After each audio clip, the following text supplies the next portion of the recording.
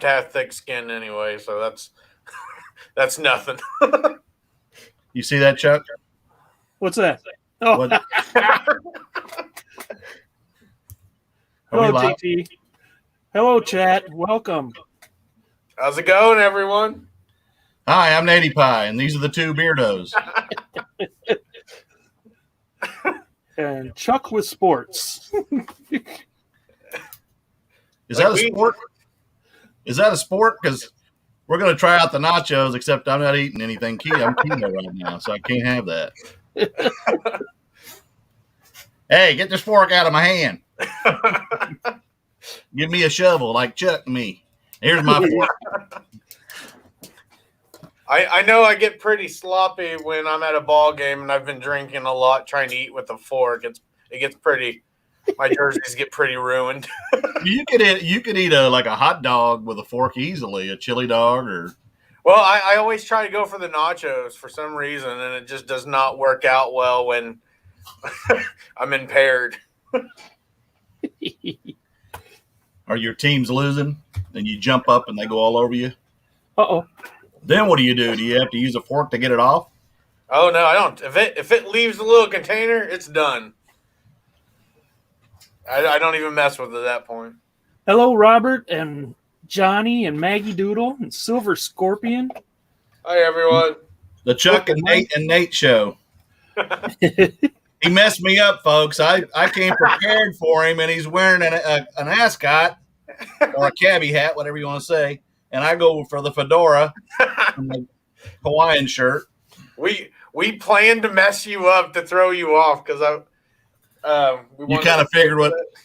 And then we're doing a seance, everybody. We're Join doing in. a seance tonight. Welcome, believers. It's funny. Chuck lights his candle, and me and Nate just happen to have one handy. So. I know. My dog's got Alzheimer's or something, and he peed down here twice today. And I mopped it up, but it still smelled. It's got that freshly mopped smell. Oh, yeah. So I lit a candle to cover it up. I think my boss has gone deaf because he does not hear me anymore. And it's probably a good thing for him, but he's been praying for that. Yeah. Is that him spying on you? Huh? Is that him spying on you in the background? Yeah. Yeah. He snorts at the door, and when it's a thunderstorm, he snorts at my bedroom door because I don't let him in there, and he's definitely afraid of fireworks and thunderstorms. Yeah. That's how one of our dogs are. Hello, Susan, and back by Silver, and Thrifty Nana Tanya. Oh, Patrick Murphy. Hello, buddy. Reseller Mafia. Are we the Reseller Mafia? We kind of look it now. Yeah. Hey, give me your stuff. What you got? Wasn't it Angie that started that last week? She's the one that really made it explode. I know that. Yeah. Does that mean like if they don't deal with you at a yard sale, you send Bubba in or something? Yeah, she was ready to start busting some people. We're here to buy all your stuff. Like it or not. Garage sale. And you're going to agree to my price. Are you messing with the lights there, Chuck? Maybe. Hello, Perry, and frugal peanut frugal peanut butter. Frugal? I don't know that one. We're having nachos tonight. I need a hat. Maybe not everybody knows that story. I can't. There we go. I can do the John Deere, but it don't look good with a Hawaiian shirt. This is the ugliest tie I could find. I actually just picked this up at an auction. Do you sell ties? I might try.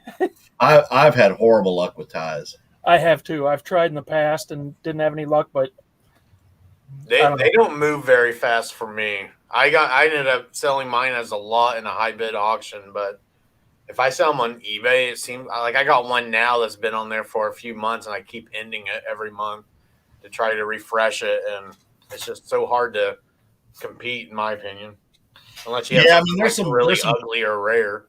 There's some ugly, or there's some ones from like the 40s. They call them swing ties. Those are valuable, but I've got tons of like Tommy Hilfiger brand new. Yeah.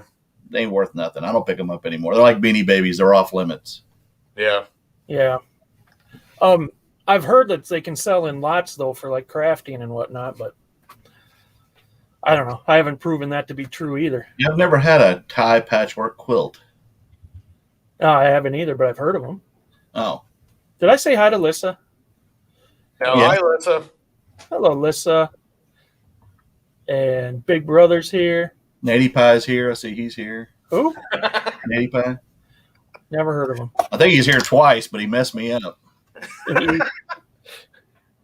never get too much natty pie. You know, I need to go brown, don't I, Nate? Well, Or red. It's really red here. I'm like Okay. a mutt, man. Top Like a of my mutt? head's more brown, and this is mostly red and white. Yeah, I noticed when you took your hat off, there's a space up there. There's a large space, a lot of real estate up there. I've got it back here in the back, and that's why I wear a ball cap all the time now. I'm like, the heck with it. I got luxurious locks. Strangers in the night. Exchanging clothing. Hello, Josh, Garbage Monster. Good to see you. He's in Florida, I just learned.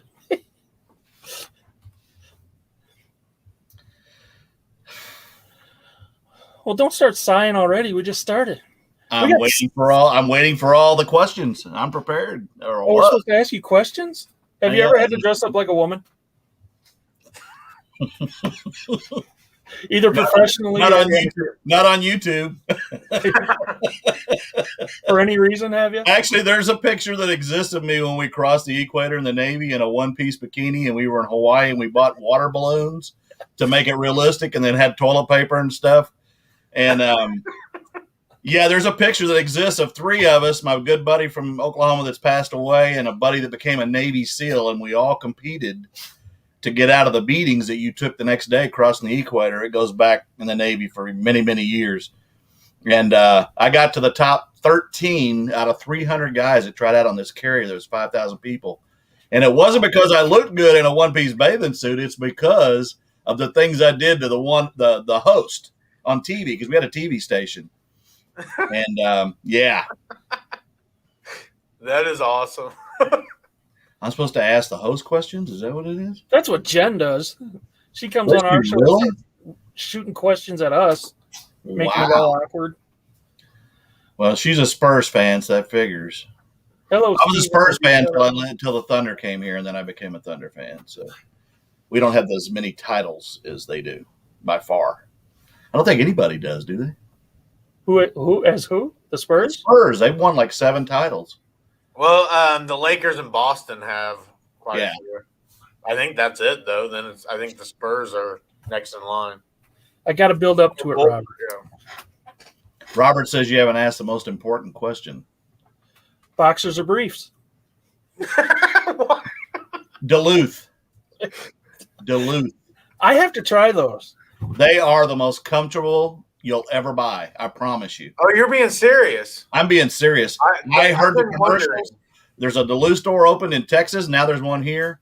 And I mean, they're, $15, $22 a pair, but I'm telling you, they're the most comfortable that you'll ever buy.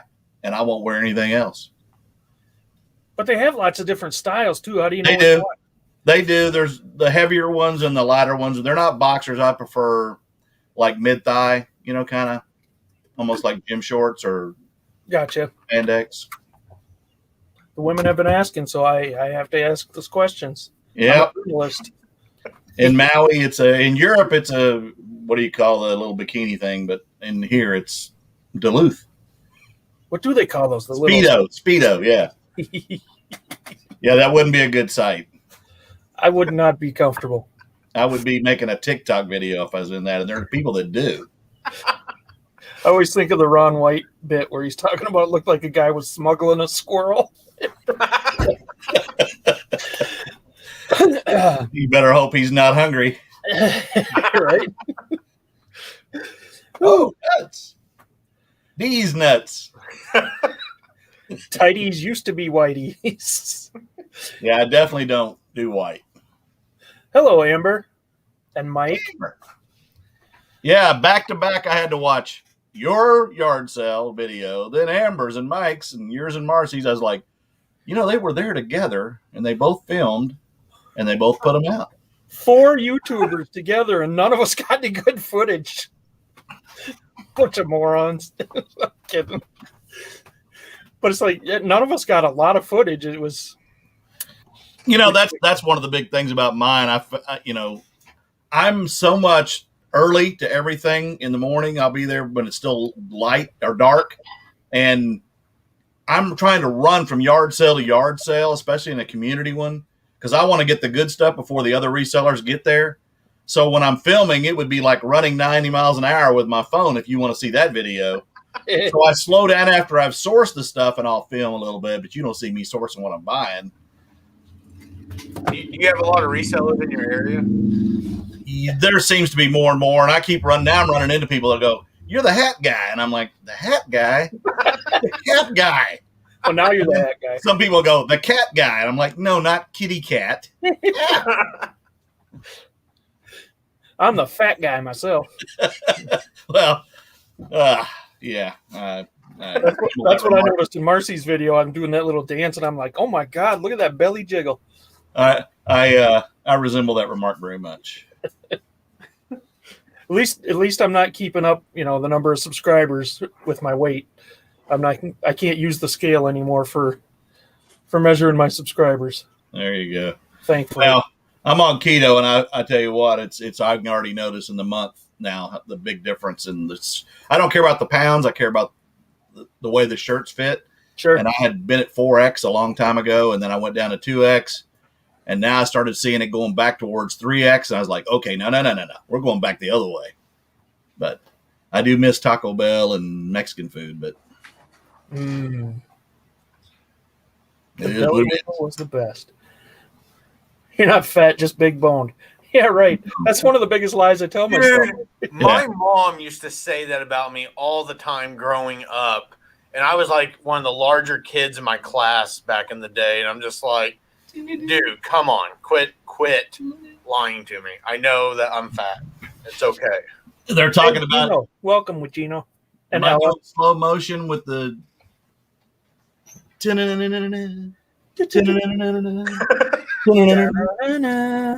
I love that show. $6 Million Man. Yes. You like the Bionic Woman more. Yeah, she's all right. She was always upset about something, though. I sold her lunch pail the other day, and she almost hurt me. She almost hurt you. Yeah, I sold her lunch pail. It was a Lindsay Wagner Bionic Woman lunch pail. Yeah. Back in the day. Well, what's she going to do for lunch now? I don't know. Chuck. Can you draw a picture? Gino's in here causing trouble. Of course. So was Ella. You know what's nice about being on your show? I don't have to deal with that chat. I don't have to go click, click, click, click, click, click, click, click, click, click. Hey, thanks for the gentle reminder.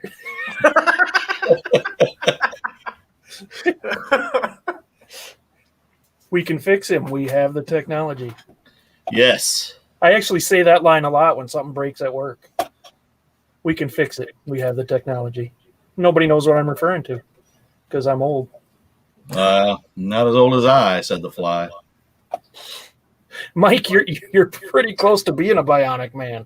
Or Darth Vader. Take your pick. So, Bobby, for the people that don't, I'm assuming most of the people in the chat know you, but for the people that don't, do you want to go ahead and introduce yourself, tell everyone a little bit about yourself? Is nobody going to ask me my stats? That's the next thing. If you want to flex, go ahead. What are your stats, man? Well, my stats, you've seen Arnold Schwarzenegger, right? I've heard of him. Okay. He's that old guy. Look at Arnold and think of the opposite of Arnold. And that's my stats. You guys are just messing me all up here. Yes. For those of you who don't know me, if you don't know me by now, you will never. You should just do a triette. What's a trio? A duet? What's a trio? Anyway, go ahead. Well, I was born in Kansas, raised in Oklahoma and Texas, mostly in Austin, Texas. Hook 'em horns. And went in the Navy, served 4 years, went all over the world, came home, got into the transportation industry, spent 35 years in it, the last 20 with overnight/UPS freight, retired in sales. And the first year I retired at 59, I said, what am I going to do? And I sat in that chair and watched Dr. Phil, Price is Right, Let's Make a Deal, ate, and gained weight. And I finally said, you're going to die in this chair, so you better do something. And I was already a part-time reseller, just mainly in sports stuff, jerseys and stuff. And I decided to get out there and do it, and tried to stay under 20 grand, and it didn't work. So this past year, I said, go for it. Just see what you can do. And as y'all know, I did pretty well. And now I do it 7 days a week, and it's killing me, but that's the way it goes. And now I'm 62. 62 right what? here, Ella. Hey, get away from me. He's got the fork, the Hawaiian shirt, the John Deere hat. Hey, that guy looks just like you. Which one? The good-looking one. Yeah, a good-looking one. Hey, I got a fork too. It's just a spork. Fork. Oh my goodness, you guys. So, yeah, that's what I do now. 7 days a week. Raised 3 daughters by myself, and I've been to Spain. And they're all grown, have 2 kids each, and they all live within 30 minutes of me. And I guess life is good in that way. How many daughters? 3. Wow. 34, 30. Well, one will be 34 in July. One just turned 32, and one's 28. Erica, Alicia, and Sarah. Wow, raising 3 girls close in age too. That's good. Yeah. Yeah. It's funny because the oldest 2 are 2 years apart, and then the youngest is a little bit. I mean, she was in 5th grade when her mom decided to take a siesta, and so the other 2 were in junior high and high school, and then when they graduated, we lived in Arizona at the time, and we moved here. Sarah was starting 6th grade, and so the other 2 were kind of, grown and doing their own thing. And so it was just kind of me and her running around. She played basketball, and we did all that. And I worked full time, and now they all got their own families. Howdy, Colton and Courtney, if she's there. We spiced it up a little this week. Yeah. I changed. Sorry, Chuck. Why'd you change? I was uncomfortable, man. I'm uncomfortable every week.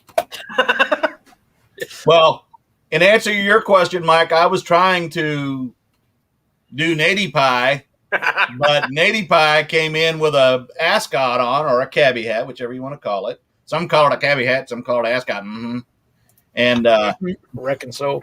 And yeah, me and you could do music and movie trivia all night, guys.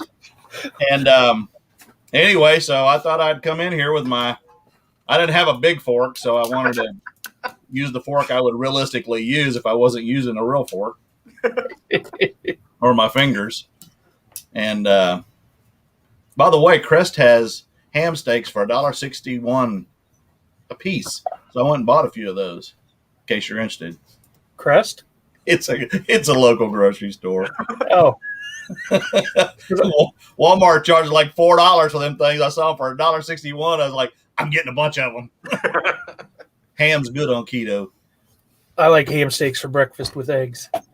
Mm-mm. Mm-mm. Hey, you could get some eggs from Amber and Mike. They got chickens. They do? Yeah, she's been posting them all over Facebook and Instagram. Instagram, eh? Howdy. I can hear him say howdy just from the chat. Howdy. Oh, that's Minnie Pearl. Never mind. You knew who that is too, Chuck, right? Yes, I do. From Hee Haw. That's all I know her from. And my dreams. She did a lot of the Grand Ole Opry stuff too. Hi, Colton, Courtney, Amber. Anyone I missed? All right. Who's your favorite country? Old country star. I would go with I'll go with Johnny Cash. I would say Johnny Cash or the Dukes of Hazzard guy. John Schneider? Yeah. Yes. No. Why am I so bad with names? The guy that Boss sang. Hog? What? Boss Hog? The one that sang the Dukes of Hazzard song. Oh, you talking about Waylon Jennings? Waylon Jennings. Thank you. For me, old country, it's Charlie Pride and Conway Twitty. Oh, I love Conway Twitty too. But a little more recent was George Strait. To me is like the king of male. Patsy Cline, female. Crazy. I don't think anybody can touch Patsy. Agreed. Well, little late now, people. How about, do you listen to new country? Not much. Not much. I don't much either. I don't even listen to new music. I think after about the mid-'90s music, I mean, with exceptions, I think music was the best in the 60s, 70s, and 80s, 50s too, but I'm a big, Eagles, Bee Gees, Journey, REO, that kind of stuff. And then I like some metal, and I love Sinatra. I have a wide music taste, but my favorite genre of music, probably surprisingly, is classic R&B. Shy Lights, Drifters, Stylistics, Al Green, Barry White. Like doo-wop stuff? No, Too more far back? than smooth, Come on, Nick. Yeah. Like Sideshow. Let the sideshow begin. Hurry, hurry. Step right on in. Gino wants to be on next week. Look at that. He has underwear stories too. Yeah. That frightens me a little bit. That does frighten me. I heard Patsy Cline has a pair of his underwear. He has a pair of hers. The Temptation. Hello. That's another one. Nate, what's your favorite country? You didn't say your favorite one. Who, mine? Yeah. Probably if we're going old, which I know he's not.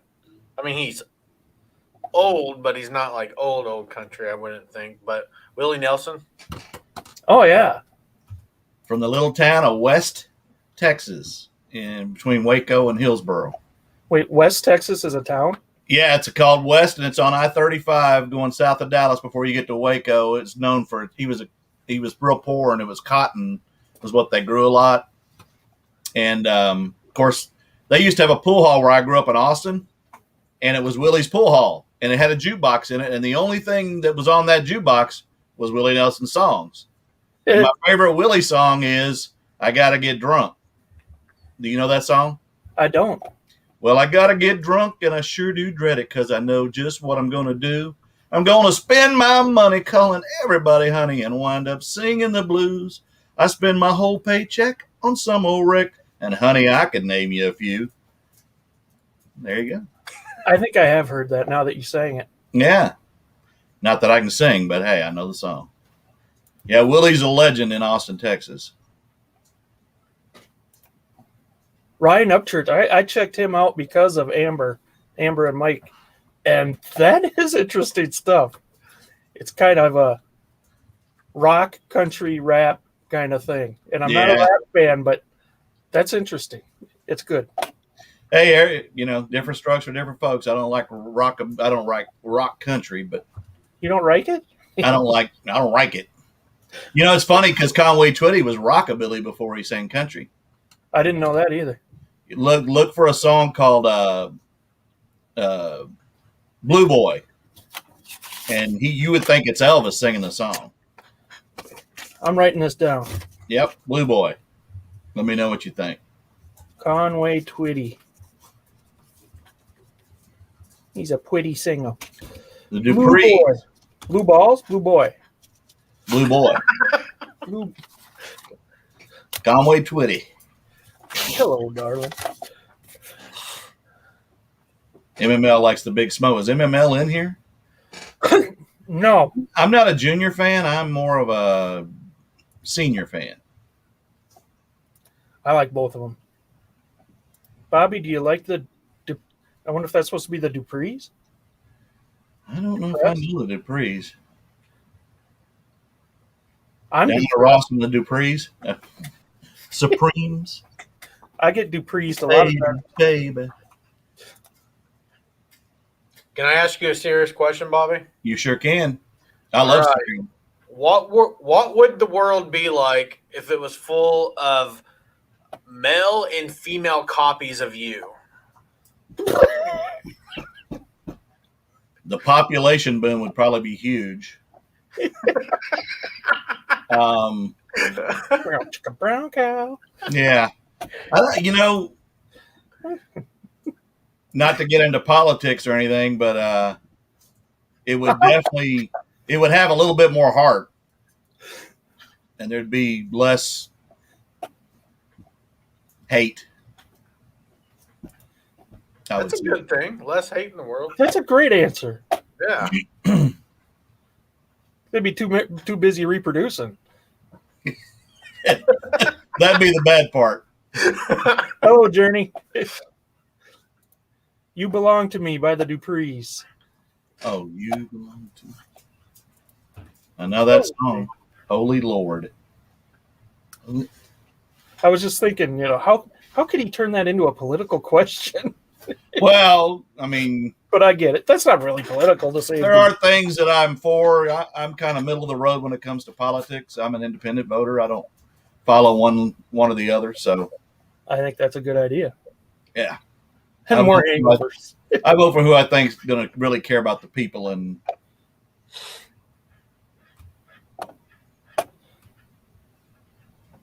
I think you're answering a question from a half hour ago, Tanya.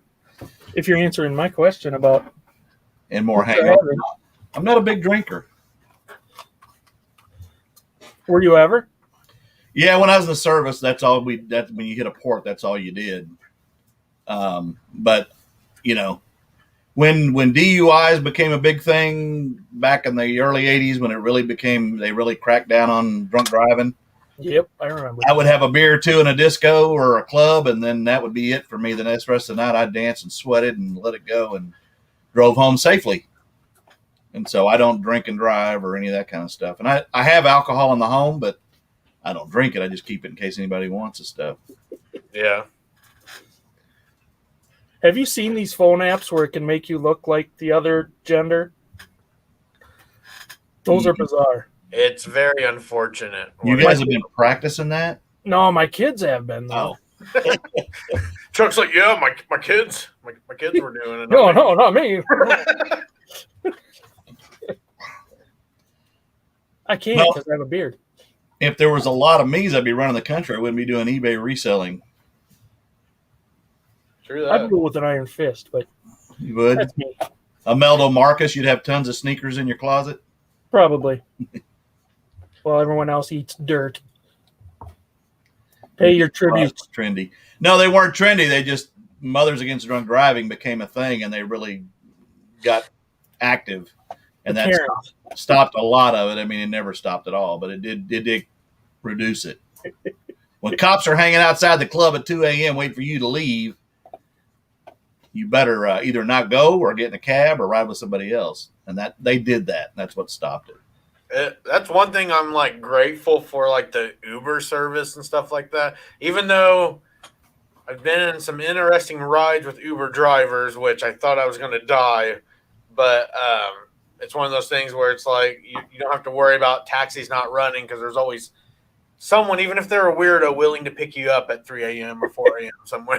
That's always been true. There's always weirdos willing to pick you up at 3 a.m. That just made me think Jeff eBay Addicts is always out doing these medical runs all hours of the night. He said he takes runs when everybody else is sleeping.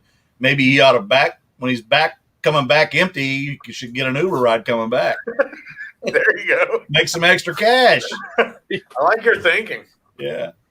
It's like in the freight business. We don't run empty coming back. We got to find freight to bring it back or you're going to lose a lot of money. Freight. Would there be more JTs too? Robert wants to know. No, not if it was just Bobbies in the world, and I don't know. I mean, it'd be kind of a boring thing. We'd all be laughing at a stupid puppet. Oh, we already do that, don't we? Oh, Glenn Campbell, that's a good one, Tanya. Yeah, we like laughing at Time I get to Wisconsin, he'll be auctioning. You guys don't have Ubers where you were at, Chuck? Probably not right. I don't know. There might be in a couple of the towns nearby. They have the Amish. Yeah. Uber shows up in a buggy. That would be hilarious. That needs to be a thing somewhere. Or it could be a tractor. I can see Marcy and Chuck come out of a bar and Amish pull up in a cart ride. Anybody?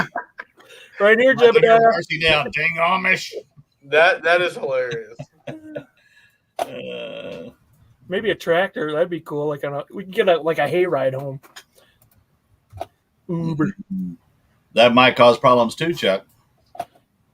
How many kids you got? 3? So far. Yeah. Amish. Do you pronounce it Amish or Amish? I say Amish. I do say wrestling though. Wrestling. JT tried it the other day. He's like, wrestling. It don't sound right. Wrestling. Yep. I watched that video. That was a good one. So, is there anything in America that you haven't seen that you still want to? I've never been up straight north or the northwest. I've never been from Illinois, northwest, Minnesota, Wisconsin, across the Dakotas to the northwest. I've never been any of there. I've been all across from California to the east and up in the northeast. I live in New York for a couple of years, and I've been to every continent but South America and Antarctica. I went through the canal, was the closest I got to South America.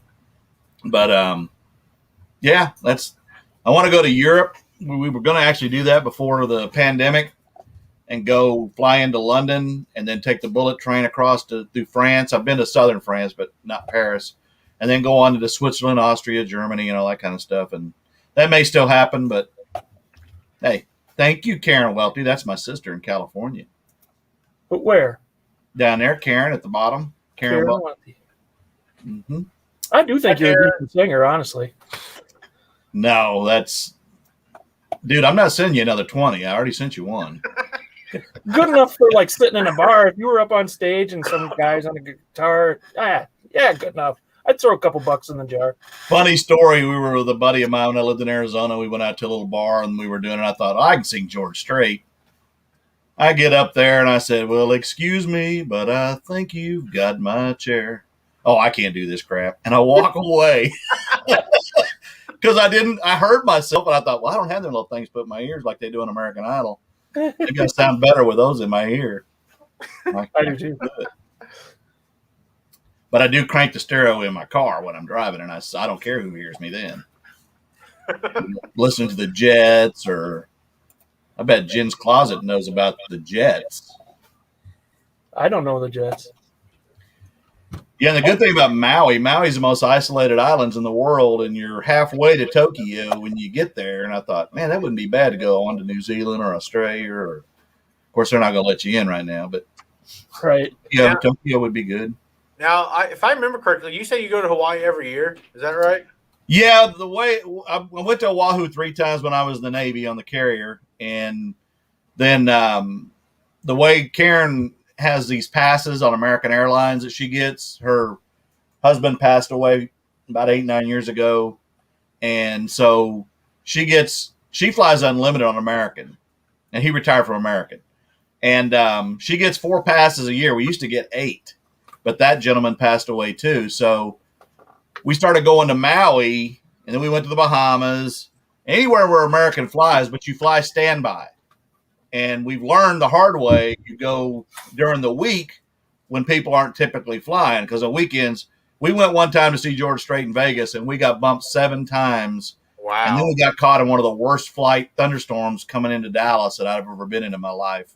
And I don't like flying that much, and especially turbulence.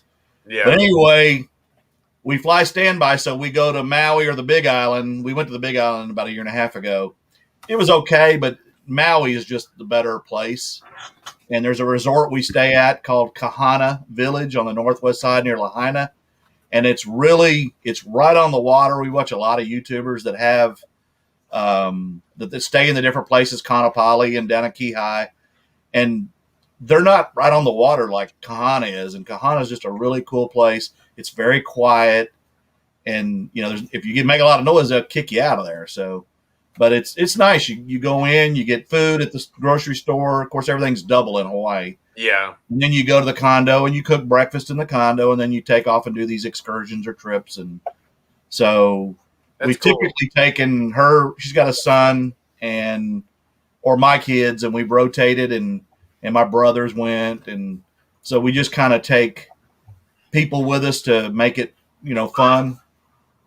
But it's I just hate that 8-hour flight from Dallas. It's a long flight. Ugh. I want to say hi to Flippin' Eric quick. Yeah, we've only been once. We went in 2018, and flying from Indianapolis, we stopped at LAX and then flew on. But it wasn't, I guess, terrible because we slept. But on the way home, I'm already dreading, getting back to reality and everything. And it just seemed like the flight took forever. See, and I can't sleep on a plane because if there's even just a little bump, I'm like, where are we going? So, what are we doing here? I just do not like turbulence at all. Yeah. Where did you go when you went to Maui? We didn't go to Maui. We went to I can't even pronounce it. It's the Hawaii. We went to the Big Island, and then we went to the touristy one. Is it like Oahu? Yeah, those are the two we went to. We spent I want to say 4 or 5 days at the touristy one. Then we went to the Big Island for 4 or 5 days. And I would have stayed at the Big Island because it was quiet. Everything closed at I think it was around 4 or 5. Yeah, it's not a nightlife. It's not a nightlife island. And I loved it because it was like a peaceful little community, and you don't have everyone trying to run you over because they're all tourists. What's funny is Hilo on the east side gets all that rain, and Kona on the west side where we stayed is dry, and there wasn't a lot of wind, and we didn't get an air-conditioned place, so it was hot. Oh, man. Hot. And Jen's like my youngest daughter. She falls asleep before they take off and sleeps till they land. I'm like, not me. I could never do that. I sleep on most of my flights because, I don't know how y'all do it. I don't know. I fall asleep if I'm sitting still too long. I have an issue. I should probably get it checked out. I stopped. What are y'all doing? Jeez. Are you talking to JT? I'm talking to the dogs. I heard Pickles yelp, and baby, they don't fight. So I was like, what's going on? Yeah, Maui is pretty. I don't know. It's the second biggest island next to the Big Island. Oahu's just too populated for me. Yeah. It's more like a city, Honolulu. But if you have never been to Pearl, you need to check it out. But we used to anchor right there at Pearl, right by the Arizona. And it's touching. Especially when you walk over there and you go, that guy had the same job I did, and he's down there. And it just kind of hits you. It's kind of like going to Arlington. If you've never been to Arlington to the Tomb of the Unknown Soldier, if you don't cry at the Tomb of the Unknown Soldier, something's wrong with you. And I've been 3 times, and every time I just break down because it's solemn. There's just a lot of pain, there. And we went to Pearl Harbor, and it's somber just thinking about everyone that died there. And then my grandpa, when he would always tell me stories about all of his friends he lost that were stationed there. So it was pretty sad area, obviously. Jen, you could actually sell some Pokemon plush and probably go easily to anywhere you wanted. I sold that Pikachu sweatshirt that I bought the other day at Goodwill. I finally sold it today. Enough to go to Europe? No, $30 won't get money. And it's funny because when we were there during a hurricane a couple of years ago, and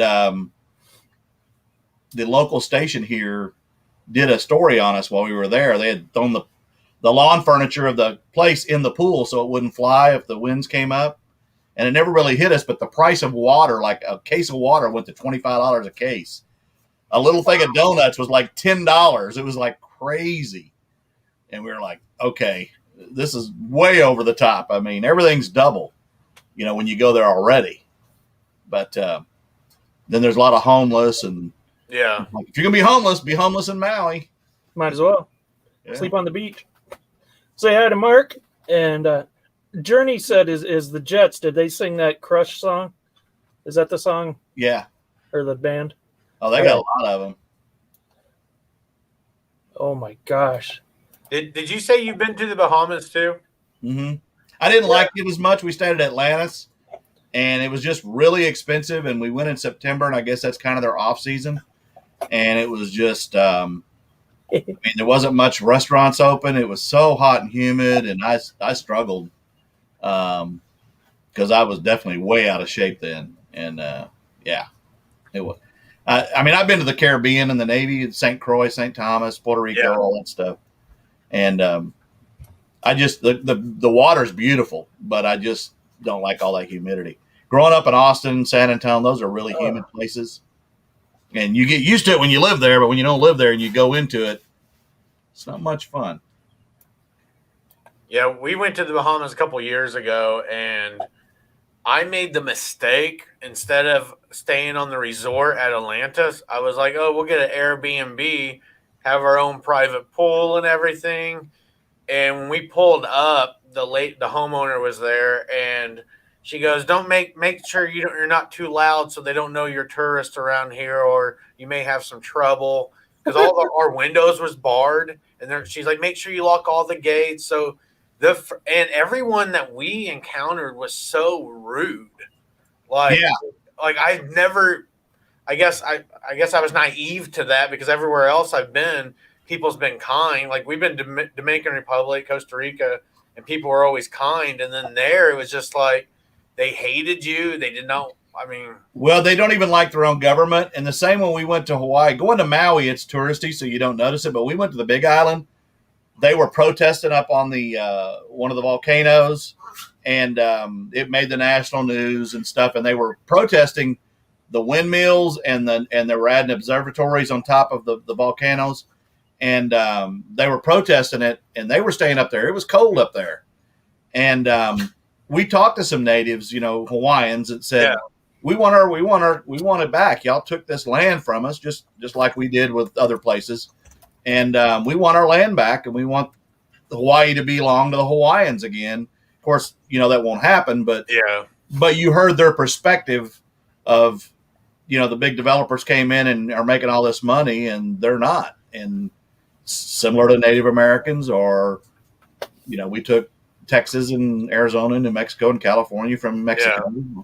So, I mean, we've done our things in our history. So, but, they were more vocal on that island. They were still friendly to us because we didn't do anything wrong, but it was still, the comments were, we want our land back. And they fly on the big island. They were flying their flag with the British, logo still on it, from Captain Cookie. And of course they killed him. We actually snorkeled there. It was pretty cool. Thanks for stopping, Eric. I want to say hi to Jennifer Hayes. Thanks for coming. Good night, Eric. Somebody else came in. Oh, Regina Michelle. Thank you for coming in. Hey, I'm gonna let these goobers out real quick. All right. Let your goobers out. Yeah. What a weirdo. Oh, man. Karen, thanks for stopping by. Wash hands. You got this. I think that was supposed to be emojis, and they didn't come out right. I don't know how to do the emojis unless it's like if I can click it, it's there. Other than that, I don't know how. I don't either. Big Brother posted a video how to find an auction, I think. Check that out. That guy knows his stuff, people. He's gone. Let's talk about him. Come on, Gino. Do you always have to stir up things? Gino's been like, I've been waiting all night for this. His sister's right here. We can't talk too much crap. Ah, here he comes. He's flying back. He's so graceful. He is graceful. This is a work of art. You get it? Don't turn on no Madonna, or I'll be going. I tried to put you on big screen and I failed. Yeah, well, in about 20 seconds in, I'll be like, That's you, Chuck. You failed. I know who I am. my sister's going to tell on me? Wow. I thought sisters were not supposed to. Well, usually the way it worked was they would tell your mother and father on you, but it was unfortunate I didn't know my sisters until about 5 years ago. For real? Yeah, I never knew my real dad, and through DNA, I found him and flew out there to California to meet Karen. Of course, when you first call people and you go, "Hey, I'm your brother," and you don't know about me, and nobody knew about me. And I've got a sister in Kansas and another one from Northern California, just moved to Waco, and I never knew my father. He was a head concierge at a hotel casino thing in Vegas for years, and he died in the 80s, in 84, I believe it was, 2 years after I got out of the Navy, but I never knew him, and I've always looked for him. No. And about 4 or 5 years ago, I did my ancestry DNA, and it popped up, and I started calling people, and I'm like, I'm your brother. And they're like, yeah? Who the hell's this guy? You know? But DNA don't lie, and it matched more than one person in the family, so they've been fantastic. The good thing was I came from a loving family, and they accepted me wholeheartedly, and that I appreciate because, I really wanted to know about the family. I'd never seen a picture of the man, and it's been great. And everybody's, Gino's my father. You can't even remember your name, but I've only been through New Jersey on the Garden State Parkway once, and that was the scariest drive ever. So yeah, he's not my father. So happy we found you. That's cool. Karen's son is a YouTuber too, and he has a ministry on YouTube. He's got like 160,000 subscribers. So wow. Mike Winger, if y'all are interested in listening to his sermons. I'll write it down. Winger? Winger, Mike Winger. He's really theological. He's really digs into the stuff and is a lot way over my head. That's easy to do for me. Yeah, well, me too. Especially when it comes to religion. Thinking biblically. Oh, that's the name of it. Cool. Yeah, he's grown quite a bit. Uh-oh, somebody's coming. I might be in trouble. It usually means I'm in trouble. Marcy left the living room. Yes. Is she sitting next to you? No, she was upstairs. Oh. No, she's letting the senile dog out. She's letting the dogs out. So how's y'all sales doing? Since I don't sell things. Questions. Marcy's been selling really well. Like, we've had some record weeks in the last month or so. So what is she selling different from you? Good stuff. Oh. She's not going to auctions? Mostly clothing, I guess. Yeah, my hard goods are kind of stale right now, but it'll pick up. Hello, darling. Hi. I'm sorry. Hello, darling. Wait a nice minute. to see you. It's been Hello, darling. Sing it. Sing Conway. I can't do his voice. Hello. I don't know the words to that song anyway. I just know nice hello, to darling. see you. It's been a long time. Just as lovely as you used to be. See, I'm as good as JT. JT's like the singer. If he had an agent, he would cut an album. It'd be a cross between Weird Al Yankovic and Roy D. Mercer. Roy D. Mercer. Do you know who Roy D. Mercer is? Didn't he play for the Bulls? No, not that Mercer. Oh. If you've never heard Roy D. Mercer, you need to go on YouTube and look him up. I'm sure he's on there. He used to do these phone pranks, and it's a local radio station up here in Tulsa. And he would do phone pranks, and he had always come out there. How big a fella are you anyway? Yeah. I'm gonna come down and whoop your. But he would call and hey, my wife was walking down there around the mall. He's got that country, and he'd say, and one of your patrons, their baby doodled on the thing. My wife slipped and broke her hip. I want to know how much money I can come down there and collect from you right now. And he would get them so mad they would hang up, and then that was it. He'd call right back. Oh my God! You got to watch him. He's hilarious. When you said Roy D. Mercer, I knew I've heard that, and when I looked it up, I actually had I used to get CDs of his and listen. You can buy his CDs. He's hilarious. Hilarious. Hey, Travis. Welcome, Travis. Hi, Travis. Wonder if he sold that IBM Selectric 2 yet. So when you decided to start reselling, I guess my question is, did you start doing a lot of research, or you just kind of knew a little bit about everything and went feet first? I started in 04 when I was still with UPS. I started buying on eBay first, and then that's why my name is Texas 43 Blue on eBay, because I was from Texas. I was 43, and I had blue eyes. I still got blue eyes. And so I used to pick up sports jerseys, and that's all I did. And then I got into helmets a little bit. And then when I retired, I thought, you don't find a lot of sports jerseys all the time. And so I finally just started looking up stuff. And then one day I saw somebody talking about ball caps, and I thought, God, I got a bunch of ball caps. And then you need to do research when you're sourcing, but the thing about ball caps, and it's not the only thing I sell, as y'all know, and I talk about it all the time. Yeah. I have 4,000 listings and probably 600 are ball caps. But the ROI on a ball cap, when you can get it for 50 cents, $1, $2, even $3, most caps are going to sell for at least 10. And then some are going to get 15, 20, depending on what's on it. And then, of course, there's those that go for 150 and 1,500 and so the ROI and the returns on ball caps are very minimal. I've only had one, and it was a Patagonia, and he just didn't fit his head. And I turned around and put it back on eBay and sold it immediately because it's Patagonia. Yeah. So you just don't have a lot of returns on them. And you don't just buy every ball cap you see. And I've done that because I bundle a lot, and I get a lot of stupid stuff, and I throw it away, or it's not in good shape.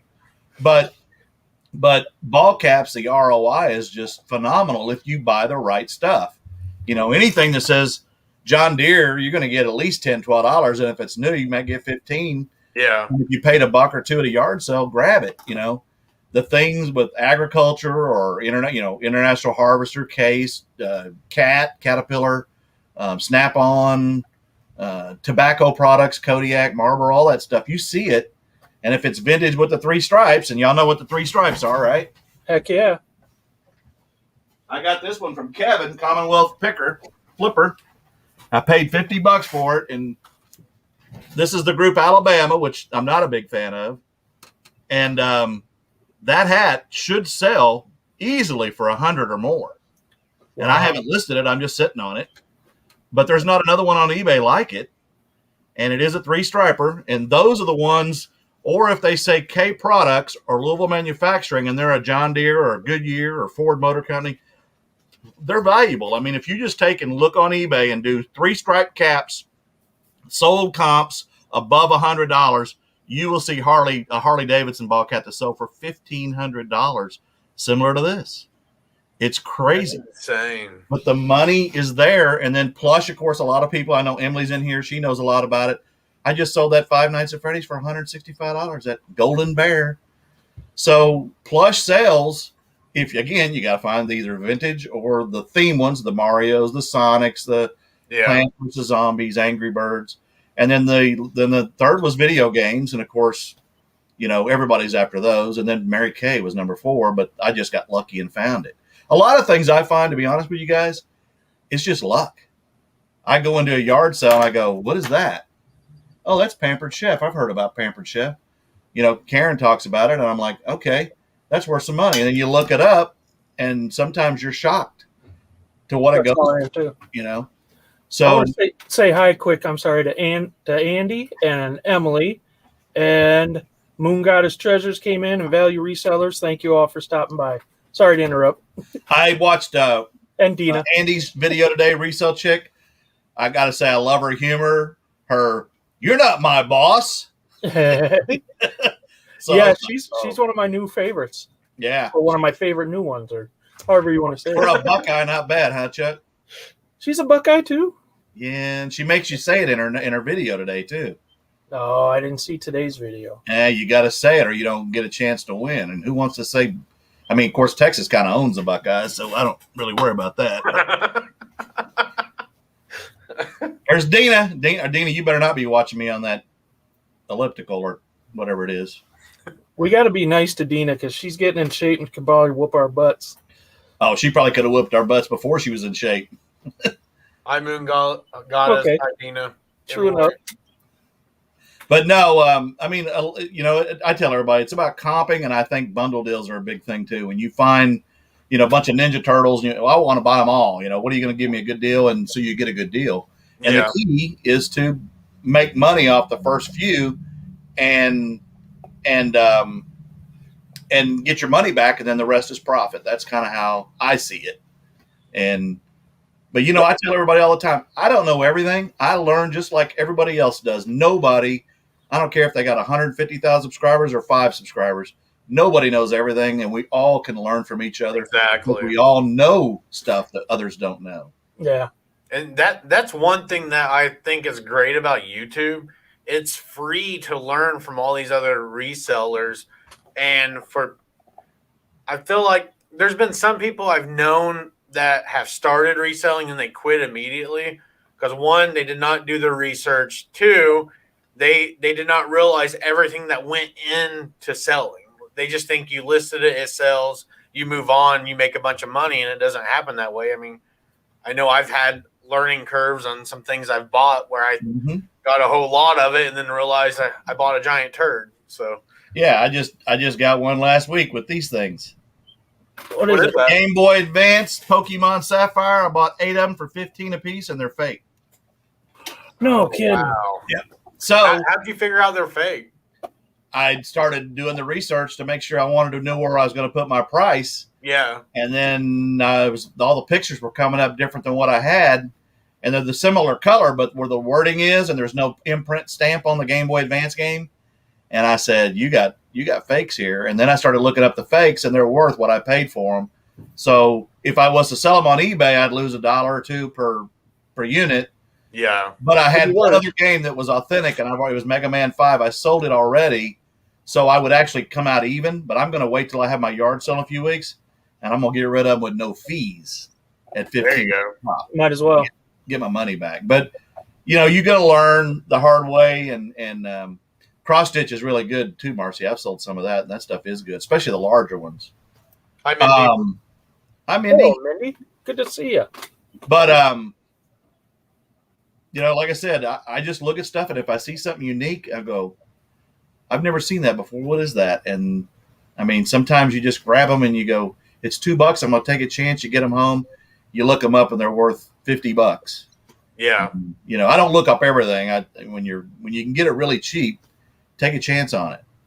Yeah. I was gonna say, if I get anything cheap, I just take a chance on it. Yeah. I mean, if $1 or $2 is gonna really drastically change my way of life, then I probably have some other priorities I need to put ahead of that. Well, a funny deal is a few weeks ago, I was at a yard sale, and the lady had these little silver. They look like little mines, like would be in the ocean to bomb a ship. Yeah. And they were in a case, and it was $2. I said, ma'am, what are those? Because I think they did storage cleanouts.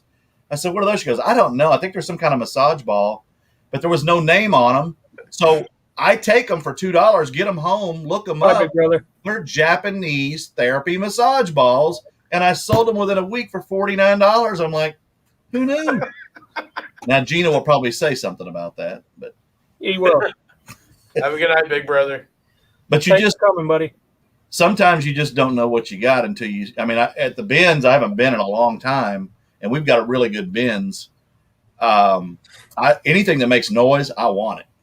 So I picked this thing up, and I'm like, it's a little flip phone. I'm like, what is that? I don't know, but it's like a dime, so I'm gonna get it. I get home and I start doing the research, and it's a Power Ranger morpher phone, and I sold it for like $43. I was like, That's awesome. just have no clue. His lips are sealed. Hey, that's a good song. My Lips Are Sealed by the Go-Go's. Yeah. My lips are sealed. Walk like an Egyptian. That's Bengals. That's Bengals. Yeah. Come on, man. Tears for Fears. So, Bobby, would you rather have a rare disease that makes you say whatever's on your mind, or would you rather lose the ability to speak ever again? No, a rare disease that lets me say I have to say whatever's on my mind. Yeah. Even if it's the rudest shit, it's going to come out of your mouth. Kind of like a big tick, huh? Yeah. Crap, I'm not paying for that. That's worth more money than you're asking. You're an idiot. I think I want number one. I don't want to not be able to speak. God. Yeah. I mean, can you imagine me doing YouTube? I mean, watch. you didn't mention it had any pain along with it. Just, No, there's no pain. I mean, JT would definitely have to take over the show if I couldn't speak. We did it for a couple of days, and a couple of my Motley crew said, "Oh no, we want that gray-haired old guy back," or something to that effect. I saw the funniest picture today on, I don't know, Facebook or something, but it said Metallica fans, and it had a picture of a guy in a leather jacket and torn jeans, long hair, piercings and stuff. And then it said Metallica lead singer, and it had, what's his name? I didn't remember his name now. He's wearing a Hawaiian shirt and cargo pants and flip-flops, and he's got a big gut now. Hey, have you seen Casey of the Sunshine Band now? No. He don't look nothing like he did back then. No. He looks like me now. The sun went down. Good to see you, Janet. Thanks for stopping.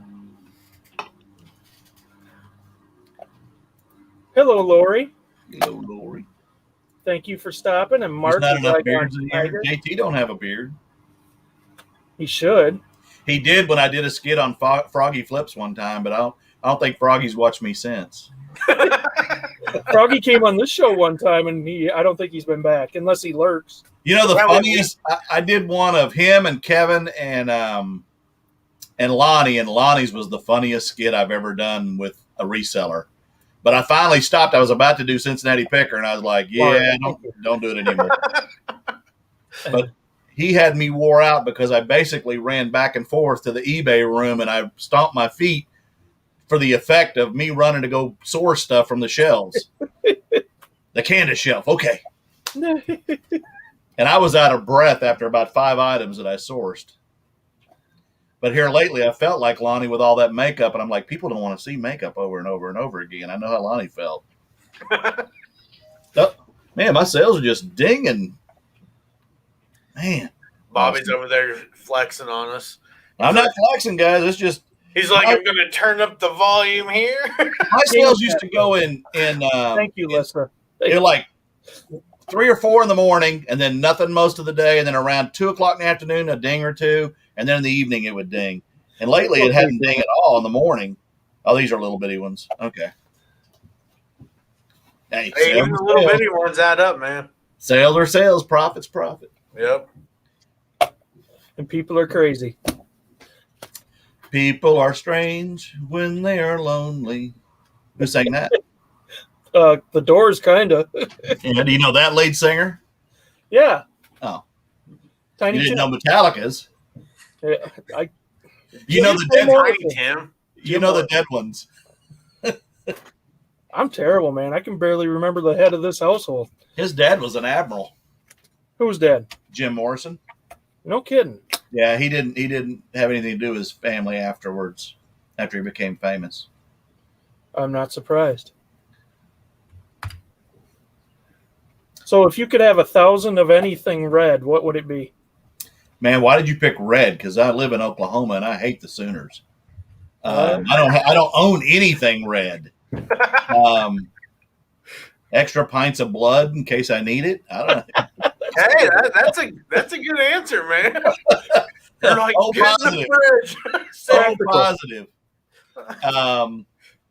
God, red, something red. What? Gino's message to you there. Nah, I don't know where they've been. I know they've been to Florida. That's all I know. That's all I want to know. That's all you want to know. Cherries, Janet said. I'd say M&M's. Hot tamales red? The candies are. Oh, yeah, those are. Yeah, that's true. I'm on keto. I can't have that. 1,000 little red Corvettes. Oh, now you're talking. Hey, like I said, I have no shame. I'll pull up at Chick-fil-A and in the drive-in window, and if Little Red Corvette's on the radio, I'm going to sing it to the people inside. And they look at me like, that old man, is he crazy or what? Little Red Corvette. You know, hey. I was in my 40s when I actually found out what that song was about. Oh, what about a Corvette? It's not about a car. I thought it was. Derp. Oh, there's been some there's been some fantastic music. Music is the key to your soul to me, and I own way too much of it, and I love it. I mean, I thought you were going to say I own your soul. No, music to me is everything. I love music, but I have a problem that for some reason I have the disability of not being able to remember lyrics at all. I could listen to the same song 1,000 times and only know a few of the lyrics, and that's it. I don't know. So you're not going on American Idol anytime soon on Hollywood Week? No. Well, my wife brought me down to reality anyways, because before we got together, I told her that, I can sing like Steven Tyler and all this. She goes, there's no way. I'm like, I can. And when I sang to her for the first time, she told me how god awful it was and to never do that, put anyone else through that again. Oh, my kid used to do it in the car too. I can do a real good Elvis impersonation. Oh my God. That's the greatest thing ever. Jim Morrison too. Oh, wait a minute. Too soon, man. I'm gonna have to use that if anyone ever asks me, can I do like an Elvis impersonation, or anyone that's dead, be like. There was a time in my life I was accused of looking like him. Like who? Elvis. I actually could do that voice. I will show you a picture if I can reach the damn thing. Y'all take a break. Everybody go for lunch. Y'all feed me tonight?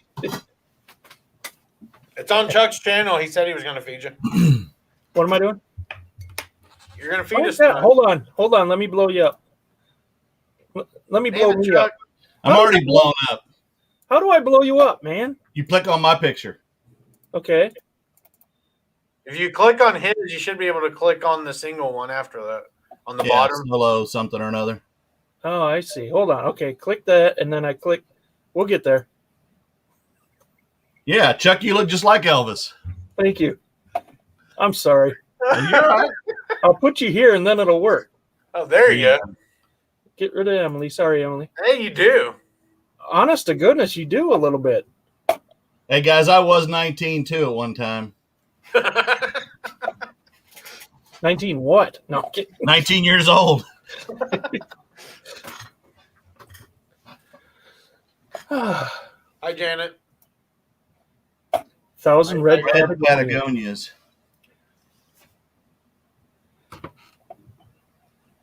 Chuck versus Texas. I got to go back and think on that red thing. You guys have got me going now. Lee Majors. It had been easy, but now you should have been in here before, Mark. He was doing the. Yeah. So what's the best Lee Majors TV show? Big Valley. That's a good show. Yeah. Hi, Lori. I'd have a tough time between the Fall Guy and $6 Million Man. Yeah, Big Valley was a good one, but I mean, he didn't play a major part in it. No pun intended. But my favorite kid show when I was growing up was Leave It to Beaver by far. I just loved the beaver. And my mother wore pearls and a dress every day while she did kitchen work too. Not. Did anyone? Grew up in a trailer. And my mom worked at Safeway as a meat wrapper, union meat wrapper. So, yeah, I mean, we were okay. We were poor, but we didn't lack for anything. But everybody around us was poor too, so it didn't matter. Sure. Know the difference. I related to Eddie Haskell. I'm sure you did. You're looking awful fine today, Mrs. Cleaver. Thanks, Eddie. Get out, you little bastard. And then he became a cop in real life. Yeah, in LA, I think. Cop. Yeah. And Andy Griffith was one of my favorites too. But I love that show. Yeah. Floyd the Barber kills me, man. Oh yeah. Oh. You know, went and seen Don Knotts' or went to a cemetery out to California here a while when I went to see my sister Karen, and we went to cemetery where Don Knotts and Dean Martin and Marilyn Monroe were all in the same cemetery. It's really kind of a depressing because it's in the middle of a bunch of buildings. And that's where the Beach Boys, Burt Lancaster, the little girl from Poltergeist are all buried there. But Don Knotts has the coolest headstone. It's got all of his characters from Three's Company, Andy Griffith, and the movies like The Fish and Mr. Limpet, The Ghost Mr. Chicken, all that's engraved in his headstone. No kidding. And then Merv Griffin's there too, and his says, "This time I won't be back after the commercial." And Fair's right by him. Can you do an impersonation of Merv Griffin? Yes, I can. Excellent.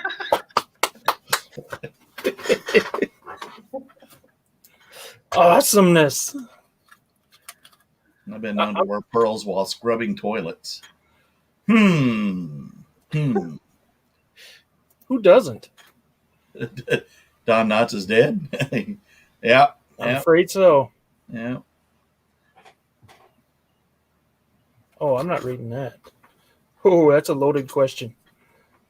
Well, Don only had one bullet, so he never was really loaded. He was only allowed one bullet. It's too heavy. It makes you want that simple life that they had, though, because they made it look so simple and so peaceful, you know. Yeah. Yeah, they didn't have big problems in Mayberry. No. But life used to be simple, or a lot simpler. I mean, we always had problems, but it was simple. I mean, I tell my kids all the time, I think, you know, what would you do if you had to get up and actually turn the TV on and turn the channels, and there were only 3, and it was black and white, because they won't even watch a black and white movie. I'm like, some of the best movies are black and whites, and you had aluminum foil on your antenna to get a reception. I mean, somebody's got something going on there. Oh, that's probably a return or something stupid. But and then when I was a little kid, there was only AM radio. There wasn't FM until like 72, 73. So we used to sit outside the trailer at night, and I would pick up like WLS out of Chicago, a station out of Shreveport. I mean, you try to see how far away you could get. You could never get to the West Coast because of the mountains, because of the skip in the atmosphere. But it was kind of cool. You know, it was a different life. You played outside. You know, you didn't get to have a phone in your car and talking, hey, useless information on the phone while you're going down the highway. No, you had to yell it out the window. Yeah. No, like I cannot imagine, like, because when me and my brother were younger, because we'd go out, play in my grandpa's field, go into the woods and be gone all day. And then my mom would yell for us to come home, you know, at dark. And then now I'm like, I would never let my daughter do that because I'm too paranoid, as you know. Yeah, it was a different time. Yeah. I mean, we'd go trick or treating and stay out and make trips after trip with a pillowcase, and never had to worry about anything. And I mean, third grade, I'm out trick or treating with other little friends, and there's no parents walking us down the street. You drank out of a water hose, and your phone was to a line, and everybody got to hear the conversation because it was either in the living room or the kitchen, and you weren't allowed to stay on there for hours. And there was no video. Somebody asked the other day on a social media, what was your first video game? I was like, there was no video game when I was a kid. The first one I remember was Pong in the pizza place. You know, bloop, bloop, bloop. That's the first one I remember, and the most frustrating was Pac-Man. Pac-Man used to frustrate the heck out of me. Be like, I turned, and you got Donkey Kong eaten. used to piss me off. Huh? Donkey Kong used to piss me off. Really? Oh, I swear I jumped. Get up, you little bastard. Sorry. No, I just don't have the pay. Now, a 7-year-old beat me in any of them games, and I have a ton of them, but I have all these old systems, and I like to look at them. I test them. I'm like, oh man, that's kind of cool, and then I can't even get past the first level. I want to say hi to Danica and Derek. Thanks for coming in. Man, we're busy tonight. You gotta. How many people do you have in here? Oh, 180. Oh, sorry, 18. Sorry. Hello, 180. I'm like, is Tommy Bernard in here or something? I don't know. He wishes. Hello, Maggie Doodle. Burger Time. I remember that game where you had to run across little pieces of meat and lettuce and stuff to make them fall. What a ridiculous idea for a game, but it was fun. You guys are youngins. I don't remember any of that. I remember, like he said, getting kicked out in the morning in the summertime, coming in for lunch and getting in trouble because you left the screen door or the flies were getting in and the AC was getting out. And then you came in at night when the lights came on outside. They yelled for you to get your tail inside before you got a whooping. Now none of that happens anymore. I always had to be home by supper. This is the one that got me, though. I had to be home by supper or I'd get a whooping. Supper wasn't always at the same time. My mom was a single parent, and she had to work a lot, and we didn't know when she was at to have supper. Same with mine. We had a lot of hamburger helper. But, yeah, we had to be home by supper. We weren't there. We didn't eat. Well, and I remember we were on welfare when I was a kid, and it was government subsidies back then. So you got canned chicken, you got the big old blocks of cheese and powdered milk and prunes, and I know that's your favorite, prunes. But it was cornflakes in a generic box. I mean, but that's what you got. It wasn't. We didn't go get the option of going to the store and buying stuff that you can get now. It was just a different time, but when you live in those times, you don't miss it. I mean, because that's what it was. He isn't here. I checked. See, Tommy Bernard's here. Yeah. Now there'll be 180 people in here. Tommy's in here. Thanks for stopping, Tommy. Appreciate it. Yeah. See, that's why you never talk about someone. You don't know who's lurking. You know, that's actually happened on a couple of my lives where somebody was talking about somebody that a big channel and then they came in. Yeah, so. You told me about that earlier. Yeah, no names, but when you're talking about somebody and they come in, I'm like, oh, wow, so-and-so's in here. Dang it. Justin Grimes. Tommy needs a hat like this. What do you think? He could do his lives and look like Nady Pie and me.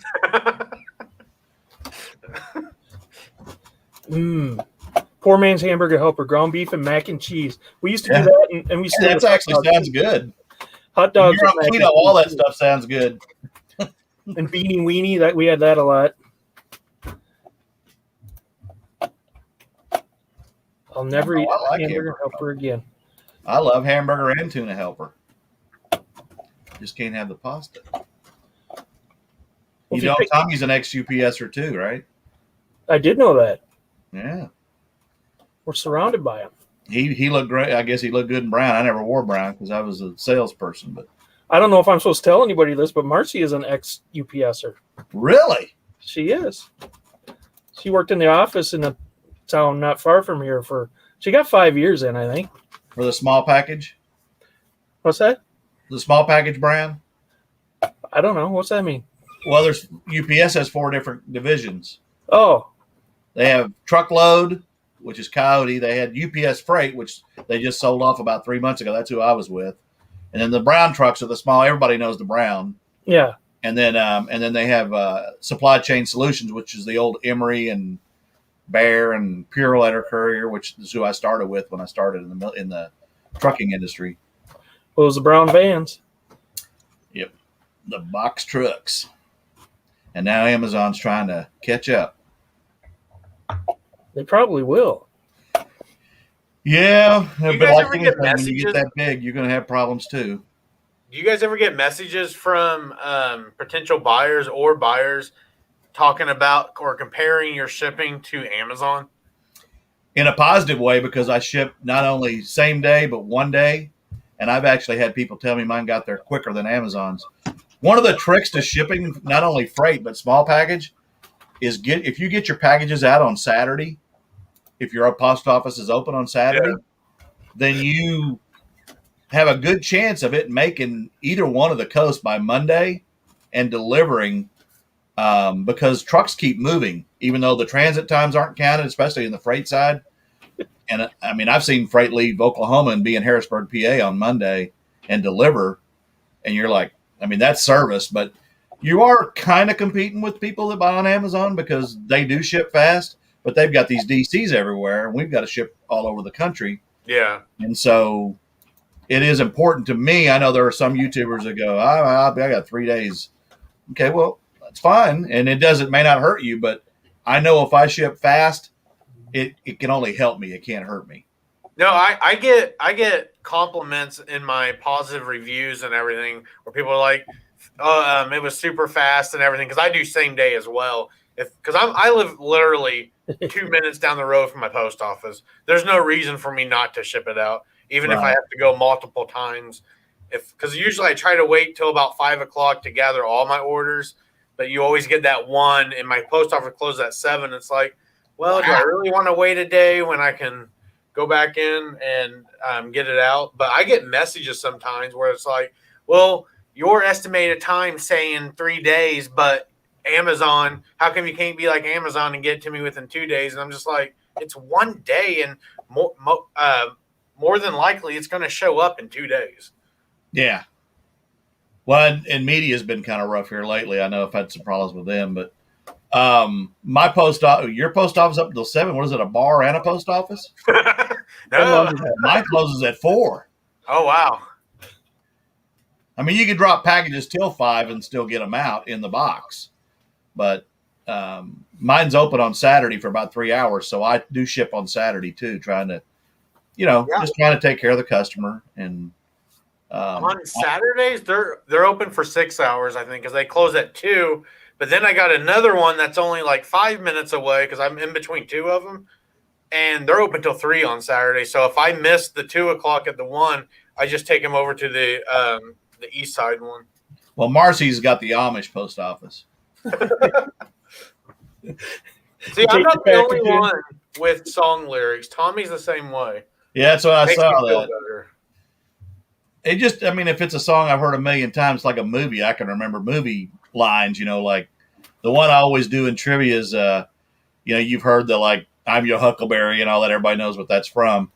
But there's a line from a movie, and it alligators in the sewers, and I always say that, and people go, "What movie is that from?" I said, "You don't know what movie that's from?" I feel like I should. Alligators in the sewers. Is it from a TV movie? No, it's from a movie. 1982 movie. I have no idea. I suck. It's called E.T. Oh, crap. They're sitting at the table and they're eating the pizza. Yeah. Talking about whatever's out there. And he says, well, they said there's alligators in the sewers. And the little girl, who's famous now, of course, goes, Drew, and goes, alligators in the sewers. And so I always use that in a trivia thing because people usually don't know that one. They know the "I'm your Huckleberry" or "My life's like a box of chocolates" or "I'm going back to Greenbow, Alabama." That's a question for you guys. What's your favorite top 3 movies of all time? I don't know. Let me think. A movie you can watch repeatedly. Oh gosh, I'd have to go with The Exorcist as number 1. Really? I love The Exorcist. It scared the shit out of me when I was a kid. And now I'm just like, I'm scared of this. But I'd have to go like The Exorcist, and then The Godfather would be number 2. Great flick. And then number 3 would have to be, if I had to. I loved, it's stupid, but I loved Happy Gilmore. That's a good one. Nothing wrong with that. I like stuff. What? What's your favorite 3 movies? Oh, I have to pick 3 different ones? Well, I mean, just give me 3 that you really, really like. They don't have to be favorite. 3 Men, 1 Cup. That's a good one. Oh, wait, never mind. I love Tommy's comment where he says 3 men talking 3 Men and a Baby. Then he goes, tune in next week for 3 Men, 1 Cup. Godfather, Casablanca, and Arthur. Gino said Arthur's hilarious. I love Arthur. I forgot about that movie. That was the original one. Yeah, I didn't like the remake. Let's see. I got weird ones probably. Monty Python and the Holy Grail. yeah. I never get sick of that. Kill a man with a banana. Rain Man. Rain Man. I never get sick of Rain Man. Well, I can see the similarities. Never get sick of Rain Man. Never get sick of Rain Man. And then Judge Wapner. It's time for Judge Wapner. I've been actually thinking of doing a Rain Man short, but let's see, another movie I watched ad nauseum. Marcy's probably yelling upstairs now. I'll do the Tom Cruise part if you want to do the other. I know. The Quiet Man. Oh, John Wayne. Yeah, love that flick. My favorite of all time won the Oscar in 1946, and most people never even heard of it. It's called The Best Years of Our Lives. And it's a black and white, 3 people coming back from World War II, and then they're readapting to civilian life and their surroundings and things that happen. That's a great one. I would say number 2, probably Grapes of Wrath is one of my favorites. I like Cool Hand Luke a lot. Oh, that's a great one. And Westerns, I'm a bigger Jimmy Stewart fan than a John Wayne fan, but I would say The Searchers is my favorite Western. And my favorite military, probably between, there's so many, Platoon and Full Metal Jacket and some of the classics like Sans Iwo Jima and stuff, but what am I thinking? I'm trying to think of the one. Ernest Goes to the Army. Ernest Goes to the Army. What was the one with Pauly Shore? Great movie. Oh, you like comedies, I see, huh? I do, but I'm just kidding. I hate those movies. Arsenic and Old Lace. You're flipping channels. You always stop at Scarface and The Green Mile and Goodfellas because they're always on, and you're like, oh, I've seen that a million times. Hang on, I'm gonna stop again. Yeah. You start watching it. But what, Tommy? By the way, before I forget, I am watching Queen of the South now. I'm on near the end of season 1, and it's a very good series. I like it. He suggested it, and it's on Netflix. If you like cartel type movies. Oh, I love cartel type movies. What we have here is failure to communicate. Man's got to know his limitations. You got your mind right, Luke? Hi, Harry. Airplane. He kept falling off the couch laughing. That is funny. You ever seen a grown man naked? Never been to a Turkish prison. Speaking of Midnight Express, a good movie. Turkish prison. Speaking of that. Hello, Harry. I'm a music and movie fanatic. I just love that stuff. I just don't have time for it anymore, reselling. Debbie's Does Dallas was a classic. Oh, my God. What is he got to talk about my Cowboys? I don't know. North Dallas 40, that was a good That was a great movie with Nick Nolte. Oh, yeah. That was a great football movie. Wow. It was actually playing. We were in France when I was in the service, and it was on their screen, and I thought, let's go watch North Dallas 40 in French. We won't understand a damn thing they say, but let's go watch it. I'm sure you'll get the gist of it. Yeah, Queen of the South's good. I really like it. I like all the cartel movies, though, like Narcos and Ozark getting ready to come out. And then there's one in Australia that a lot of people don't know about. It's called Mr. Is it Mr. Wonder? No, not Mr. Wonderful. That's the guy on Shark Tank.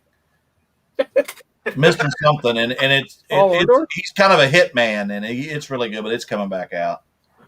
My show Mayans just went off the air for the season. Yellowstone's good too. Ooh, Heartbreak Ridge. I love that one. That's Mr. Clint Eastwood. Got to improvise, adapt, overcome. Hey, punk.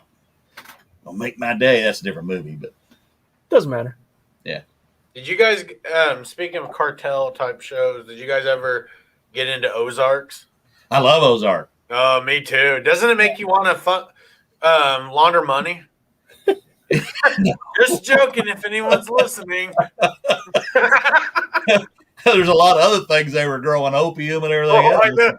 My wife's like, why does all these shows make you want to do the crimes? I'm like, because it looks fun. I know it looks frustrating, but Yeah, but then they got everybody involved true. in Arkansas. Is that with Jason Bateman? Yeah.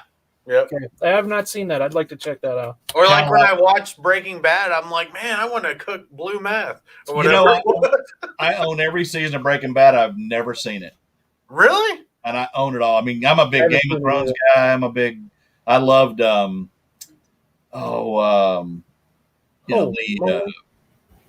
Western, series that was on.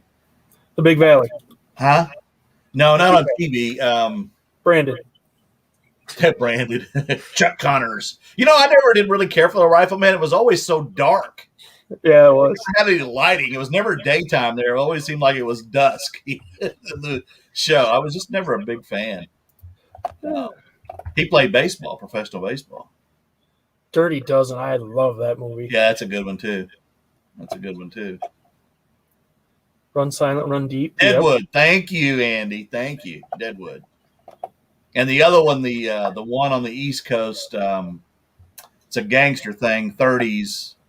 Same thing. The guy's in Shameless. I'm trying to remember that one now. And I've got them on DVD. I just got to get up and go look. That one's a good one too. There's a lot of great series on these Netflix and What's the one where they're building the railroad and it's about the people that like follow the people working on the railroad and they have their little tent whorehouses and bars and stuff that move with them? That's Deadwood. That's Deadwood? Okay. I think so. Well, no, that's in a town where they hire the guys to be the cop. Boardwalk Empire. Boy, Andy's just on top of this. We got to hang out with her more. I know, Andy. That's a great show. And I own them on DVD. And sometimes, like Game of Thrones, I'm like, I haven't seen Game of Thrones in a while. I wonder if there's anything I missed. And then I go through the whole thing, like Shanty Town. Oh, Shanty. Is that it, Mars? Is that the one I'm thinking of? Must be. Because Tombstone's in a town where there's a lot of stuff going on too. A lot of cussing. We can't have that. Useless crap. It ain't useless, Sandy. It's helped us tonight. You keeping us alive. Favorite food, since we're just on any topic we want. Whose favorite food? What's your favorite meal to sit down to if you could have it every day? Pez, cherry flavored Pez. That's a movie quote. I don't know. I'll go with tonight. I'm going to say a greasy bar cheeseburger. Nate? Tacos. I could eat tacos every day. Biscuits and gravy. Ooh. I could eat biscuits and gravy every single day of my life. And when I was a kid, I asked my grandparents who lived in Oklahoma during the Depression, I said, so when y'all were going through that Dust Bowl and all that stuff, I said, how did y'all survive? They said, son, we were poorer than the people that left. Malfunctioning porno. It might be because Tommy brought up Debbie Does Dallas, and I know that ain't got nothing to do with the Cowboys. Of course, they might play better if Debbie did Dallas, but why is that not surprising? Gino likes a pizza. It was impossible to eat around my grandpa growing up because he always talked about how he grew up poor and on the farm and how they had nothing, and you eat everything that you have. He left nothing on a chicken bone, and this is the same man that would, and it's probably, contributed to his early death, but he would wipe the grease up off the pan with bread and eat it. Wow. He says you don't waste anything. And he would yell at us if we wasted it, and he would finish our chicken, which was disgusting anyways. And it's just like, man, it's okay. I understand how you grew up, that you're not like that now. Did he use a fork? Oh no, he made fun of me, and he was a very, what I would consider I guess, a tough man when it came to you showing feelings in front of him. Like, Yeah. I hurt myself one time, which you can never get away with these days. And he's like, is it still hurting? I'm like, yeah. And then he took a cigarette and put it out on my arm. And he goes, well, it's not hurting anymore, is it? I'm like, ah! Wow, that's love. he was an interesting character.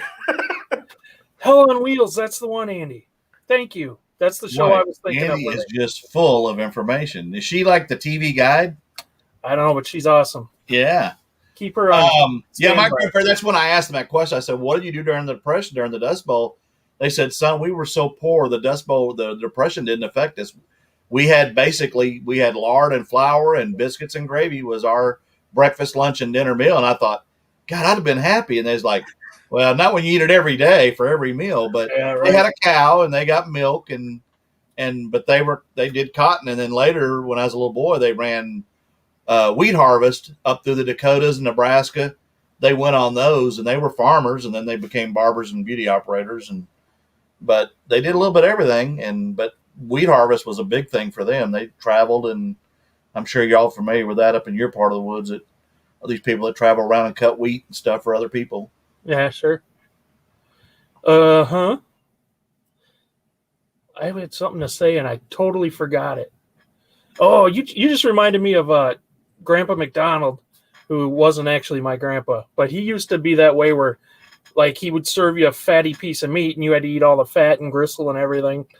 And he also would have like one plug of chew a day, which he would take out for meals, and he'd set it on the windowsill next to the kitchen table.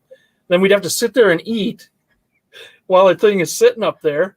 And after we're done eating, he'd grab it and put it back in his mouth. And he always had a coffee can sitting next to the table, which it was hard enough to eat because he was full of spit. And so you didn't want to eat anyway. And then he's making you eat the fat and the gristle and life was hard. I wondered why he wasn't saying anything. You bored him to death.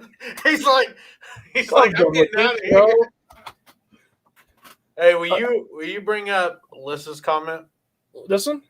Yeah, I was having trouble reading it. I'm a food Nazi. If you take food I make, don't eat what you take. You're banned from eating my food. I am a fast eater. I eat disgustingly fast, like someone's going to take it away from me for some reason. Gino touching storage. It wasn't meant to be. I got uncomfortable because Bobby's just sitting there looking like I'm not going to evaluate me. I was just like, man, so that's you why really I kicked him made out. Bobby check out, Chuck. I hope he's okay.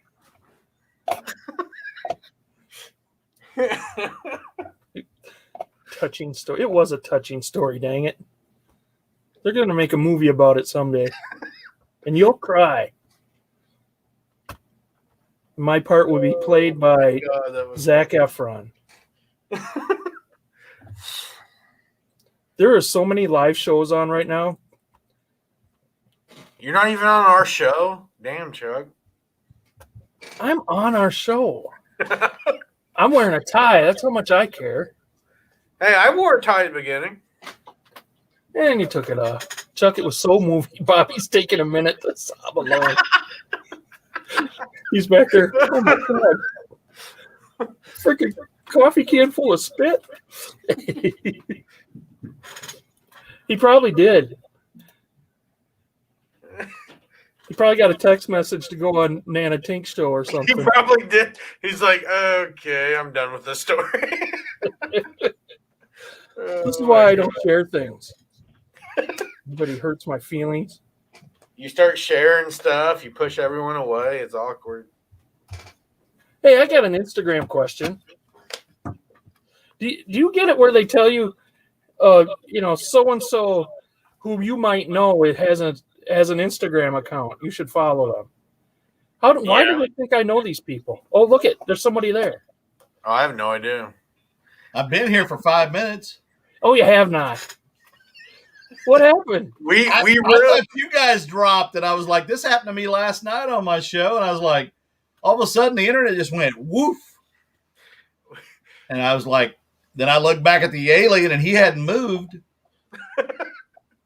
it was hilarious because your picture was just you sitting back like this, and I'm like, man, Chuck is really boring him with his story. Well, I went over to Gino's live, and he told me we were going down to the Bada Bing. The Bada Bing. Yeah, Sopranos. That's another great show. That is. Yes, it is. And they held me for a little while until they realized I wasn't basically one of them. And I don't look Italian at all. So. Oh, my God. That's hilarious. So they asked me my stats, and I said, have you ever seen Arnold Schwarzenegger? And they said, yeah. I said, well, I'm just the opposite of him. Arnold Schmarnold.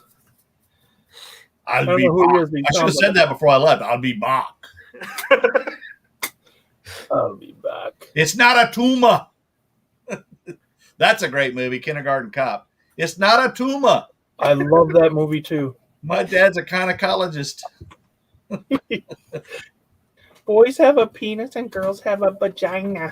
It's not a tumor.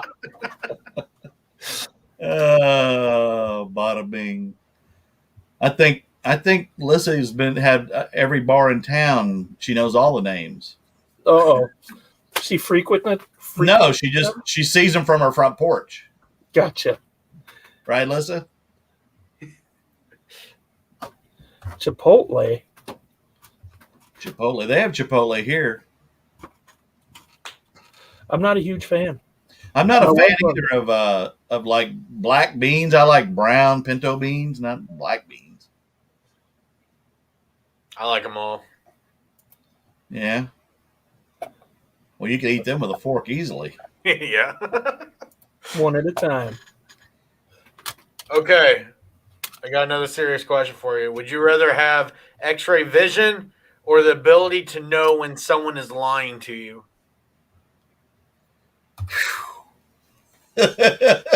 Well, I'd really like to have number one. Yeah.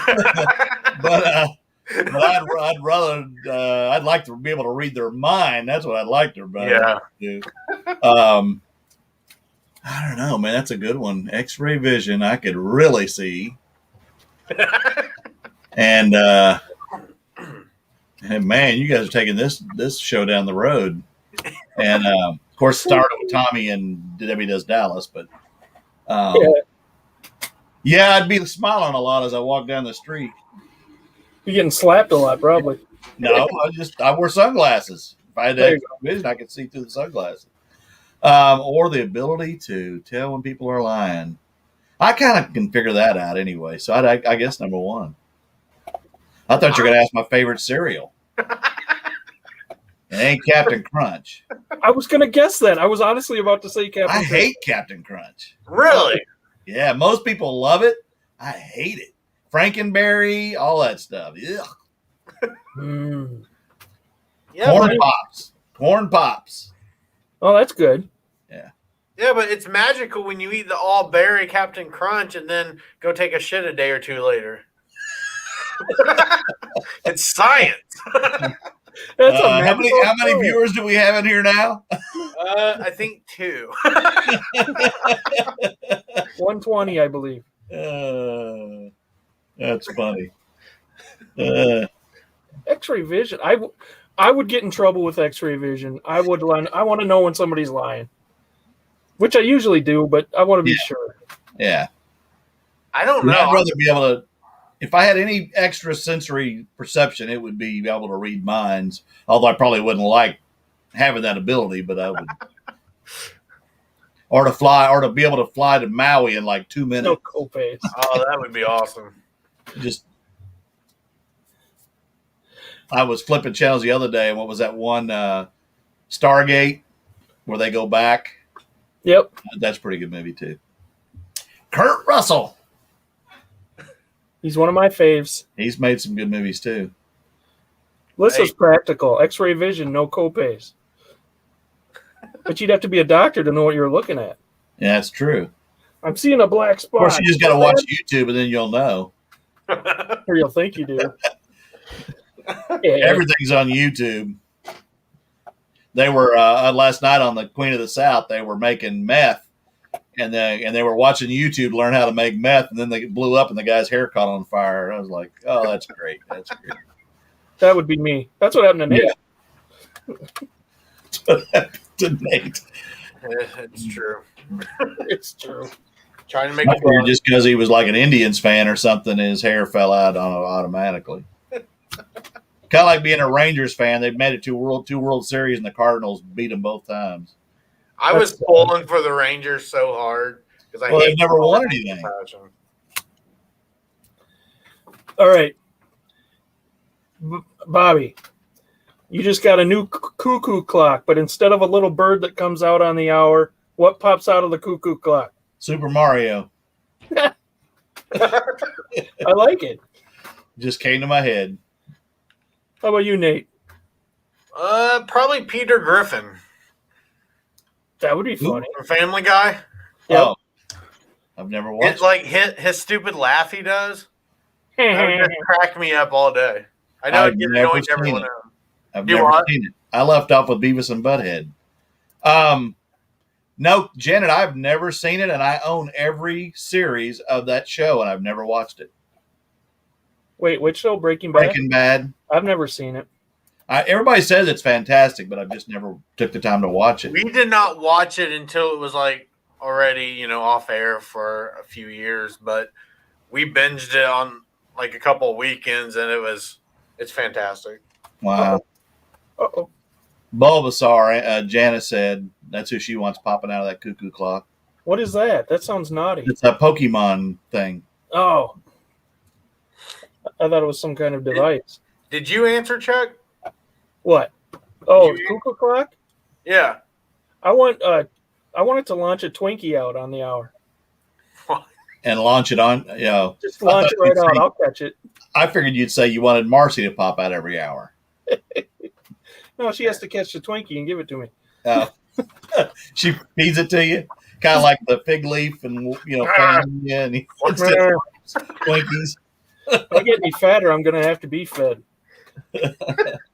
I'll be one of those bedridden people that shits in a bathtub. Oh my God. Well, this show has gone south. It has. Oh my goodness. The good news is the two people we lost from my Captain Crunch comment came back, or at least two new ones replaced them.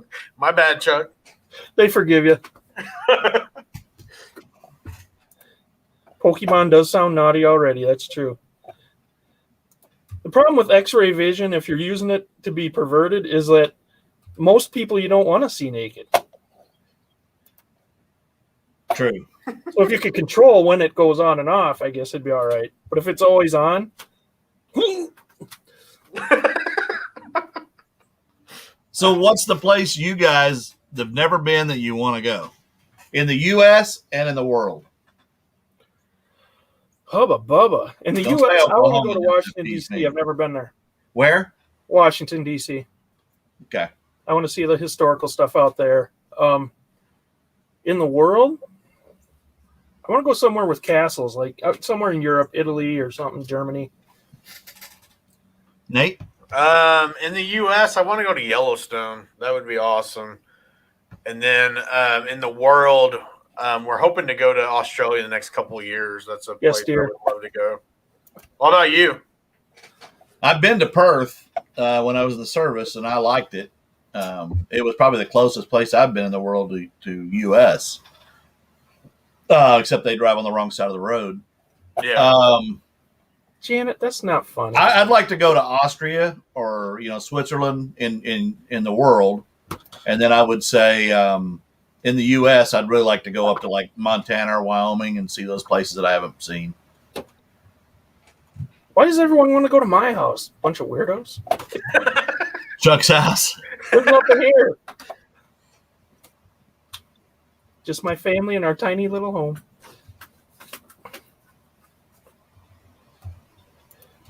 Yeah, how dare you, Janet, ruin my X-ray vision fantasy with, well, you're going to see bones, not flesh. That's dumb. You're wrong. I'm almost sure of it. Trying to think of other things. Oh, there's all kinds of things. Nate, did you have a list of questions? Because you keep coming up with these odd questions. That's the only questions I have are odd questions. Well, they're different. Okay, I got one for you then. All right. I'll go. I got two odd ones, but here I'll do the first one. It's not as odd. Who would you like to live like for a day? If you could pick one person to live like for an entire day, Alive or dead? It doesn't matter. Wow. That's easy. Hugh Hefner. And I've never ridden a motorcycle, Janet. No. I love how she's like, "How dare I cloud this topic with facts?" I know. It's so rude. What about you, Chuck? What was the question? He's going to say the president or something. Because he's got Marcy within reach of him. If you could live like someone or if you would like to live, who would you like to live like for a day? Jesus Christ. There it is. Jesus Christ. Who would I like to live like for a day? Oh, let's see. Genghis Khan. You want to take it? Yeah, but I mean, they rode by horseback. You wouldn't get very far in a day, maybe 10 miles. I crushed my enemies. This was the best horseback riding ever. That's kind of like Hugh Hefner, only you take what you want. That's right. Rape and pillage. How about you, Nate? Mark Cuban. Owner of the Mavericks? Yeah. Or be on the Shark Tank and say, I'm going to take that deal. No, I would love to be one. I could do whatever I wanted for that day, and then literally do whatever you want on the basketball court because he has over the years for the most part. Well, then I'm going to say Sammy Hagar because he lives on Maui. And he plays in a band. And he can't drive 55.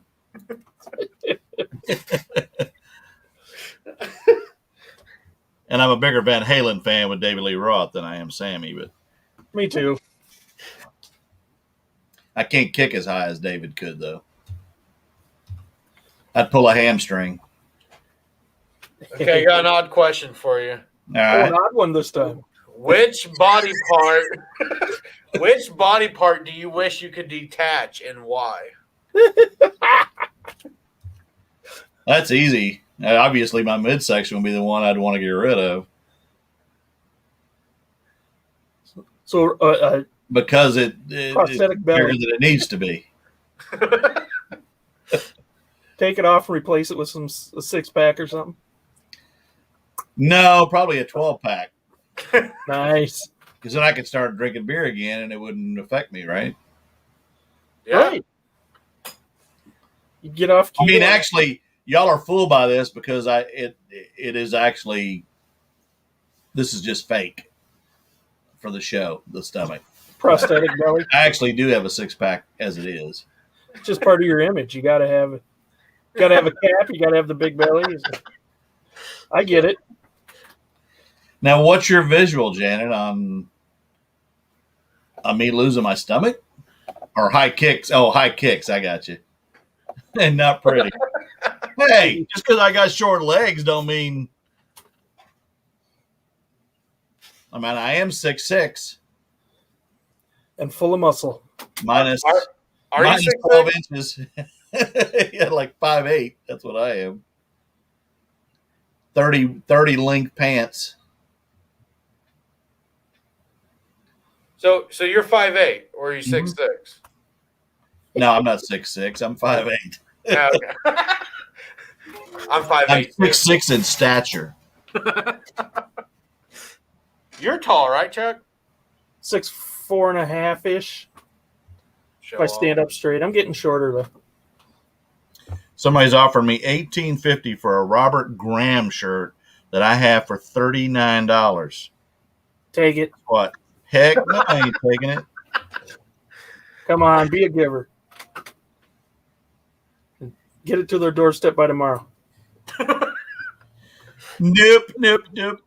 Sorry, Robert Graham shirts are worth a ton of money, and I've been selling them. Marcy's got a 30-inch inseam.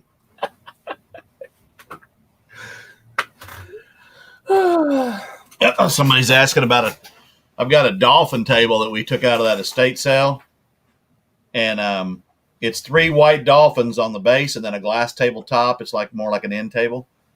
And somebody on Facebook asking, it's in my garage, but they're asking Karen if we'll take an offer on it. So I'm like, I don't want the thing. I ain't got no room for it. But it's got to be a decent offer. You just want to give it away. Heck yeah. So what's a decent offer? $50? No, we're asking $250. So I said, ask him to take. Oh, Do $200. It's pretty nice. Now, thank you for your consideration on that offer. Yeah, offer me less than half of what I got in it. Yeah, or what I want. That always irritates me. Well, I'm having a good day, so I'm not going to like rush. Those things have been selling pretty good. If it's something's been in my store for 3 years, I'd consider that offer. Yeah. Not stuff I just listed. so if you could have any view out your window, Bobby, what would you want? You know, I'm different than a lot of people. A lot of people want a beach scene or a mountain scene, and I like western Oklahoma prairie myself. Not barren like desert, but like rolling hills. And you can see, because that's one thing about Oklahoma, you know, people always joke about our tornadoes, which we haven't had hardly any this year so far. But you can see them coming from 20 miles away because it's so flat and there's no major trees in this part of Oklahoma to obstruct the tornado. And so we can see them coming. And, of course, we got chasers that are beyond belief here. Yeah, right. But crazy. I would say if it'd be in the country and have a view of that. I mean, I like Maui and you can see the ocean and all that, but I spent 4 years on top of it. I mean, I've seen water where there's no obstruction at all in the sky or on the water. Yeah. And then mountains, I've never been around a lot of mountains, but that would be pretty as a backdrop. When I lived in Phoenix, you could see them to the north, but I just prefer the flat rolling plains, green pasture, you know, simple. Yeah, I would love to chase them too. I'm not afraid of them like some people are deathly afraid of them. I'm not. I'm assuming you've seen tornadoes? Oh, yeah. Mostly when I was a child. I lived here, Moore, Oklahoma, which is on the south side of Oklahoma City. I live on the west side. This town actually has never been hit by a tornado. Yukon, which is Garth Brooks' hometown. And Moore's been hit multiple times. And in 2013, it hit pretty bad. It was on the ground for 39 minutes. Matter of fact, today's the anniversary of that tornado, and hit 2 schools and killed 24 people, kids mostly. And it was on the ground for how long? 39 minutes, and it about 14 miles, and it was a mile, 1.1 mile wide, and it went through a ranch and killed 100 horses, and it was devastating. But Moore got hit in 99 on May 3rd, and the terminal that I worked for American Freightways, which is now FedEx Freight, I had went to Beaumont, Texas, and I was in that terminal before, and it hit that terminal and totally cleaned it. All that was left was the pad. It was an F5, and it killed 2 of the drivers. They were killed by flying trailers. When you can pick up a tractor trailer and throw it like a toy, and it wipes out, it takes the asphalt off the ground. That's a strong force. Yeah, that's a storm right there. Yeah. Dang. There were a couple of storm chasers. The father and son got killed in 2015. We had one here. El Reno was the strongest winds ever recorded in a tornado just west of me, about 12 miles. And we actually were told by the news people to get in your car and leave, and you never do that. And we got stuck in traffic because everybody was doing it. I don't have a storm shelter. And we took off. And then I got south of me, and there was another tornado, and I was going into it. So I went further south and went around behind it, and the devastation when I came back in. But this tornado was weird, like it turned. Mostly they go from southwest to northeast, kind of on a track. or east. This one actually turned and went back south, and there were storm chasers behind it, and it killed a father and a son. It picked their car up and threw it and killed them both. But it seems like Mississippi and other places are getting it more than we are, and we're known for that stuff. But you just got to get below ground when they're, especially if they're F3 or above. You got to be below ground, or you won't survive. Definitely not in a trailer. Welcome back, Big Brother, and hello, Veronica. Well, like Arizona, they only had dust storms. They didn't have much else as far as weather events. Just hot. Yeah, but the winters were just fantastic there. But it does get hot. Yeah, it does get hot. Holy, what the? Bobby, do you have a basement? No, I do not have a basement. Or cellar? Nope. Again, I'm not afraid of them. I know kind of when I hear about them, if they're small, and most of the time they're going to be F2, F1, F3. If they get bigger than that, then you got to worry about them really a lot because they run a track and they don't really stay on the ground that long unless they're just a major tornado. But my mom lives 2 blocks from me, and they just built a senior complex, apartment complex for 55 and older. And they actually built an above ground storm shelter. And so if we do have that situation now, I'm 2 blocks away. It holds 100 people. I'll be over there. How fast can you run 2 blocks? I can drive there quickly. And our storm chasers, when anything happens, even 200 miles from us, they're out chasing and filming in the panhandle of Texas. So we know this stuff's coming and what time to expect it. They do tracks and all that stuff. It's overkill here. You can't even watch a TV show when they're on the air because they just overdo it. And but when they're coming, unless it just drops right down on top of you, you have warning. So if you see that it's a big one and it's 20 miles from me, you got to get you got to move and go take protection or get in your room away from that southwest corner and and cover yourself with a mattress and hope for the best. Now I've seen where they actually do like tornado chasing tours. Oh yeah, people come from all over the world to do that, and cowboy ranches are another one that's popular. They'll go out and camp and eat beans and sing by the campfire. But yeah, people pay to go see them, and that don't guarantee because when you're chasing, you could be running from Oklahoma and the panhandle of Texas, run through Oklahoma into Kansas, 12, 13 hours chasing these storms and hoping they develop into one, and they don't always happen. But typically, if you go out in the panhandle of Texas, they do pop up out there a lot. This is the classiest show on tonight, Paul. We're talking about a lot of stuff, that's for sure. We're covering everything. We're covering everything. Hey, we haven't covered this yet. What animal are you deathly afraid of? I'm really not afraid of any animals. I don't like spiders. I'm not afraid of snakes. I'm not afraid of dogs or anything. I mean, obviously, I'm not going to be around tigers and bears and oh my. Kangaroos. But I don't like fiddlebacks, which are brown recluse spiders. Oh yeah. And I don't like black widows. And I know how to get rid of them in your house. I know how to keep them away because when I first moved here, I lived near a pond and we had a lot of them, and I hate them. I mean, it's more just crawling on you, creepy, but a brown recluse can rot your skin, And how do you get rid of them? I'm curious. I use mothballs. Really? I put mothballs on the outside panes of my windows, outside my house, in my closets, under my bed. And, for a day, you'll get a little bit of that, smell of a mothball, but they don't like it. And I also don't leave my lights on outside at night because a lot of people, when you leave your lights on your porch, it attracts all the flying bugs. Yeah. And so the spiders and scorpions come to get them because that's their meal source. So I leave my lights off and I have a ring. So if anybody's coming, I kind of know they're coming. But I don't like, those are what I don't like. And it's, some are not even, it's like Australia. They got more poisonous spiders and that Sydney funnel web's just, I mean, it's just like, ugh. Yeah. Tarantulas to me, even though they're not that harmful.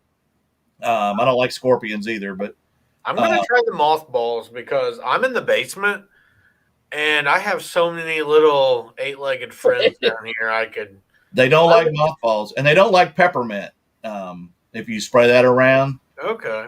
But I would say put mothballs outside your window sills, not where your animals can get them or your kids. Yeah. But and then in your closet, under your bed. And I'll be honest, I don't see them hardly ever in my house.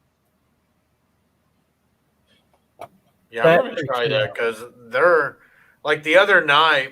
I literally just lay down. When I lay down for bed, I like to read a book or something to get tired.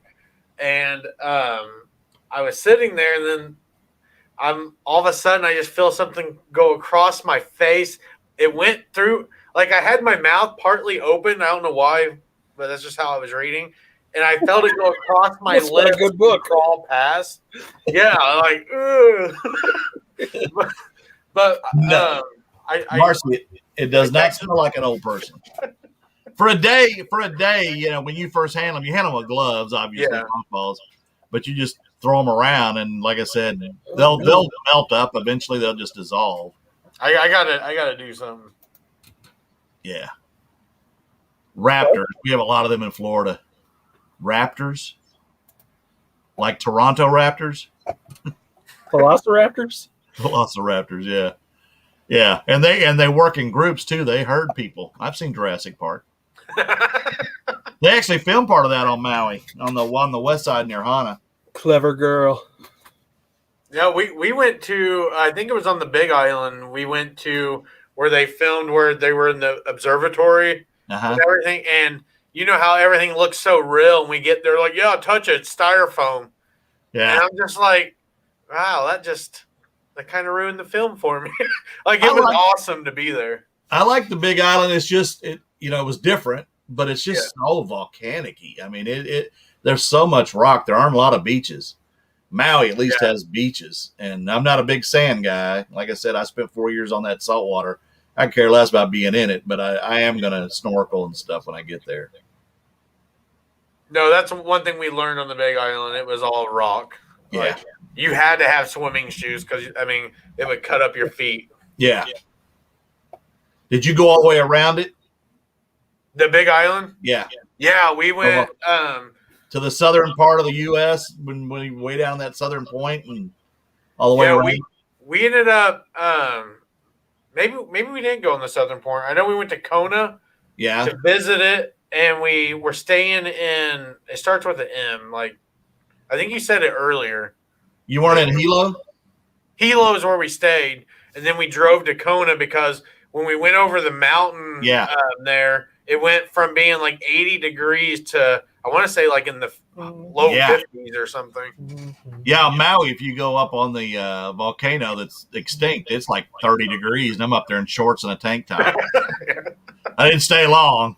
That's a pretty drive from Kona to Hilo. Yeah. You get up in those hills and you're looking over the valleys, and there was some really pretty scenery there. I know when we were there, the volcano just started erupting, and so it was funny because Volcanoes National Park, they actually closed it due to the activity and everything. And when you pulled up to it, because I told my wife, I'm like, there's volcano cracks. We have to go up there. So we went up there, and they had the road blocked off and everything. We drove over the volcano crack, and I'm like, we have bigger potholes here in Indiana than them roping this off. Like, this is nothing. Yeah, they were protesting on the one on the north side. That we went to the southern one too, but they didn't let us up there very long. They didn't let us go very far up. We've got to see that crater that the steam and stuff coming off of it. We ended up doing a helicopter tour where we flew over the lava and stuff, and you could feel the heat from it, which is pretty awesome. Yeah, I actually snow skied on Mount Etna in Sicily, but it erupted shortly after we were there. And I snow skied in the French Alps when we were in Villafranche near Nice and Monaco. But this Texas boy don't need to be on those snow skis because all I did was fall down a lot. I can roller skate really good, but I can't snow ski. What's a roller skate? That's where I lived as a child and a young man. I did too, and we may have one that's still around, but I fell so much. I'm just not coordinated. Oh, I was a big skater. At least you didn't have far to go when you fell. That's true. Come on, was that what village is she not? Oh, chucking a grass skirt and a coconut bra? Yeah. Oh, that would be hilarious. I actually am taking a drone to Maui. I've just bought one, and I'm going to get used to it before I take it, but I'm going to film over there where we actually, when we're doing something out paddleboarding or on an excursion, and fly it out above it so you can actually see. Oh, that's awesome. No, I'm not James Bond. I was on my butt all day. James Bond's a lot more agile than Bobby was, and Bobby was in better shape. But I just couldn't get it down. I just don't like cold. I couldn't live in Wisconsin. Have a good night, Gino.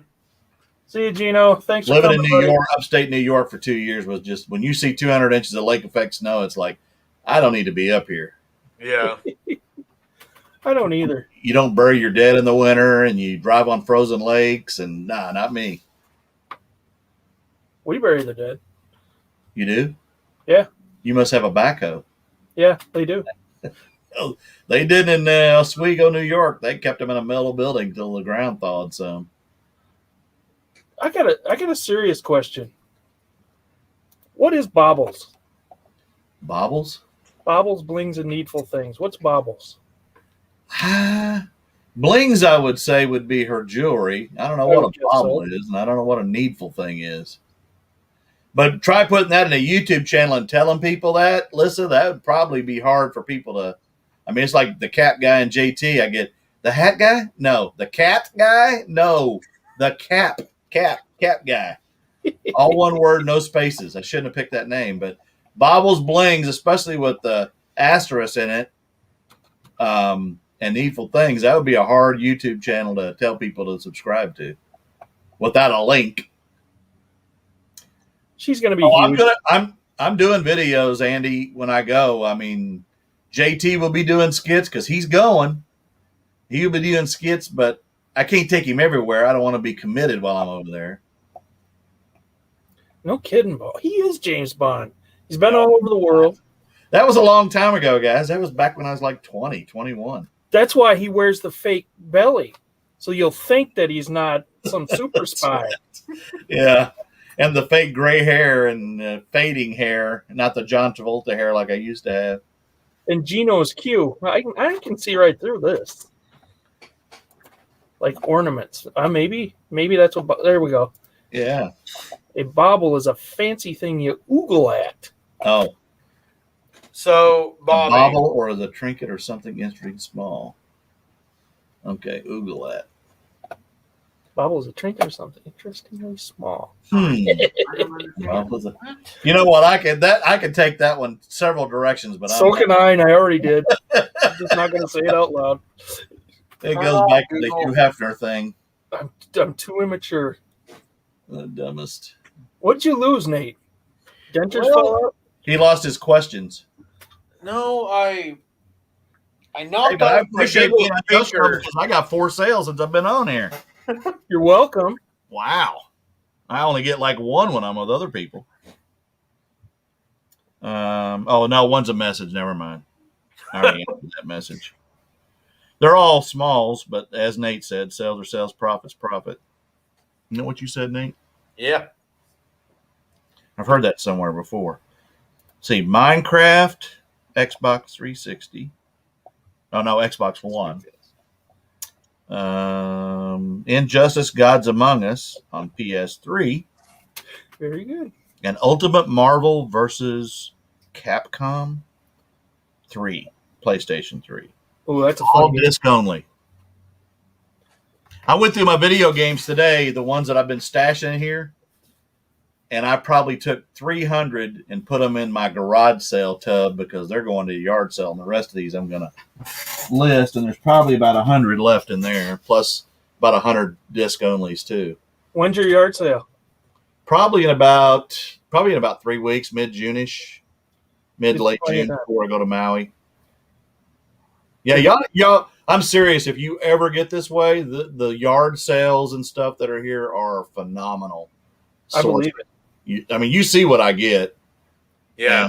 and there are a lot of good deals, and but I am running across a lot of resellers, and they're all looking for the video games. I mean, but a lot of people won't ask. You know, you go to a yard sale, the first thing I do when I walk up is I'm looking around, and if I don't see any ball caps or video games, you got any ball caps or video games? And I'll bet you 2 times out of 10 they go, I've got one or the other inside. I'll go get it. So you got to ask. And then the second one is plush. Everybody walks by it, and I'm waiting. I go to that last because I'm like, I know nobody's going to have that stuff because nobody wants it in their house. Right. I'm like, how much you want for this? How about 50 cents a piece? Okay. All right. You know what flipping Mike asked at every garage sale? What? You guys got any livestock? Any what? Livestock. Oh, I heard it in the video. I thought it was you. No, that was Mike. It cracks me up because he just does it as an icebreaker, and it's funny the responses he gets. What I do is if I see a ton of baby clothes or Christmas ornaments, I ask if they have any of that. You guys got any baby clothes? And they're just everywhere. Or Right. You guys got any ornaments? You're standing next to him, man. Oh, these? Jewelry and video games. Yeah, I just don't know enough about jewelry. That's why I told Lisa, you need to start a channel because none of us know a lot about jewelry. No. She has a vast knowledge of jewelry. And I mean, she's got books and books that are worth a lot of money alone. Bobby, your videos kill me because they motivate me because I'm like, oh yeah, I'm going to go out and find this cool stuff. But our yard sales around here suck for the most part. But let me ask y'all a question. What time do you actually hit the yard sales? Let's not talk about that. That's to me that's the key. Yeah, it is. If it says it starts at 7:30, I'm there at 6:45 because people will say they don't open until 7:30, but they start putting stuff out. If it's daylight, I'm panicking because I know that they've already opened the door. They're putting stuff out, and people are waiting, especially when the season first starts. There'd be 10 cars an hour early waiting in front of their house for them to open the garage, and then they just rush it. And there may not be crap in there. Yeah. But you got to get there early and be one of the first couple of people because, like, when I found the Jordans and the Graham shirts and the Carhartts and all that, that would have gone quickly at $5 a pair by anybody. And I said, I want it all, and then I found 3 pair that were bad, but I was like, you're going to have that happen. And what's funny is I've sold a lot of the clothing. I haven't sold any of the shoes yet. Yeah. So I'm gonna have to start doing that this year to go early because don't get me wrong. The nice thing is though, when I roll up to a yard sale, if there's Christmas ornaments, no one usually around here, no one buys them. They just think they're junk. And then I'm sitting there and I'll be like, what will you take for all your Christmas stuff? right. Because I mean that's one of the main items I sell is Christmas items in my store. Yeah, I mean that blow mold I sent to Chuck and Marcy, I've got the other one and I've got it listed for like, I don't know, $30-$40, and I get people watching it, but they don't pop when I send them an offer. And then I bought some a few weeks ago. If y'all saw the video where I found the nativity blow molds, $20, and they're worth about $500. But I haven't even cleaned them up and listed them yet. Bye, Lori. Lori. Thanks for something. Bye, Lori. Oh. I'm trying to see if y'all have helped my sales. Let me see if you've helped my subscriber count. Oh no, that went down. I'm sure. Oh, I've gained 1. I'm at 911. Call 911. Oh, I'm at 420. I know. I saw that. How about you, Nate? I'm like at 2:30. It's 2:30. I thought we weren't getting on till 6. No, we're talking about subs, not weight. I did a daily video, as y'all know, for over a year, and I felt like, it was going to take off at some point, and it never did, and it's still frustrating. I know it gets frustrating. I'm sure you guys get frustrated. I do. And I know I'm not I said it last night, I'm not the greatest YouTube creator. I have fun with JT, and that's what makes it different.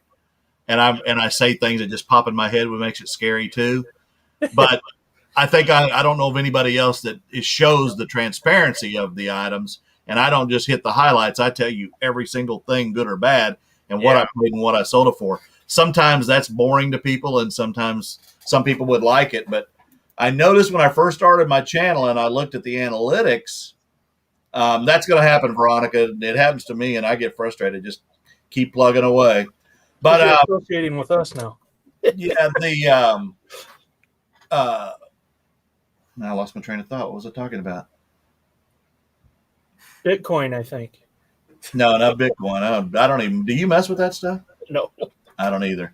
I don't even go to the casino anymore. It's so hard to do this 7 days a week and try to make this money, and I could lose $500 in an hour. Yeah. Right. So I'm like, why would I want to do that when I work my tail off to get that money? When I worked, I did go to the casino probably more than I should have. We got a ton of them in Oklahoma. I love casinos. That's a problem of mine. I used to play a lot of online Texas Hold'em on Party Poker and Poker Stars. I played all the time. But when they made it illegal in the U.S., it kind of killed me. But here's this guy at midnight on a Friday night with a popcorn bowl and a drink in my hand, and I'm raising, and I got a flush in my hand, and I'm raising, and I did pretty good at it actually. I actually came 100 and I think it was 111 from the big World Series. I won a tournament, and then I won my way into another tournament for $11, and then I lost at like 111 to go. And if I'd have gotten the final two, I would have got a seat in the World Series. That's a $10,000 entry. Oh my god! And I ended up getting like $800 and something for that spot, but I wanted to get to that tournament so bad, and I didn't want to spend 10 grand to go play. That would have been amazing. I would have loved to play in that. I used to watch all those guys, Phil Hellmuth, and I did too for a long time. I love. That's awesome, Melissa, about yourselves. But I do love to play Texas Hold'em. But I prefer tournaments rather than live, because tournaments, when you're playing and you got chips on the table, people that have the big stacks can control the table because they can raise and raise and raise. And if you really don't have anything, you can't really bluff. But when you're playing a tournament, once you're out, you're out. So you can't play that way. You got to play smart.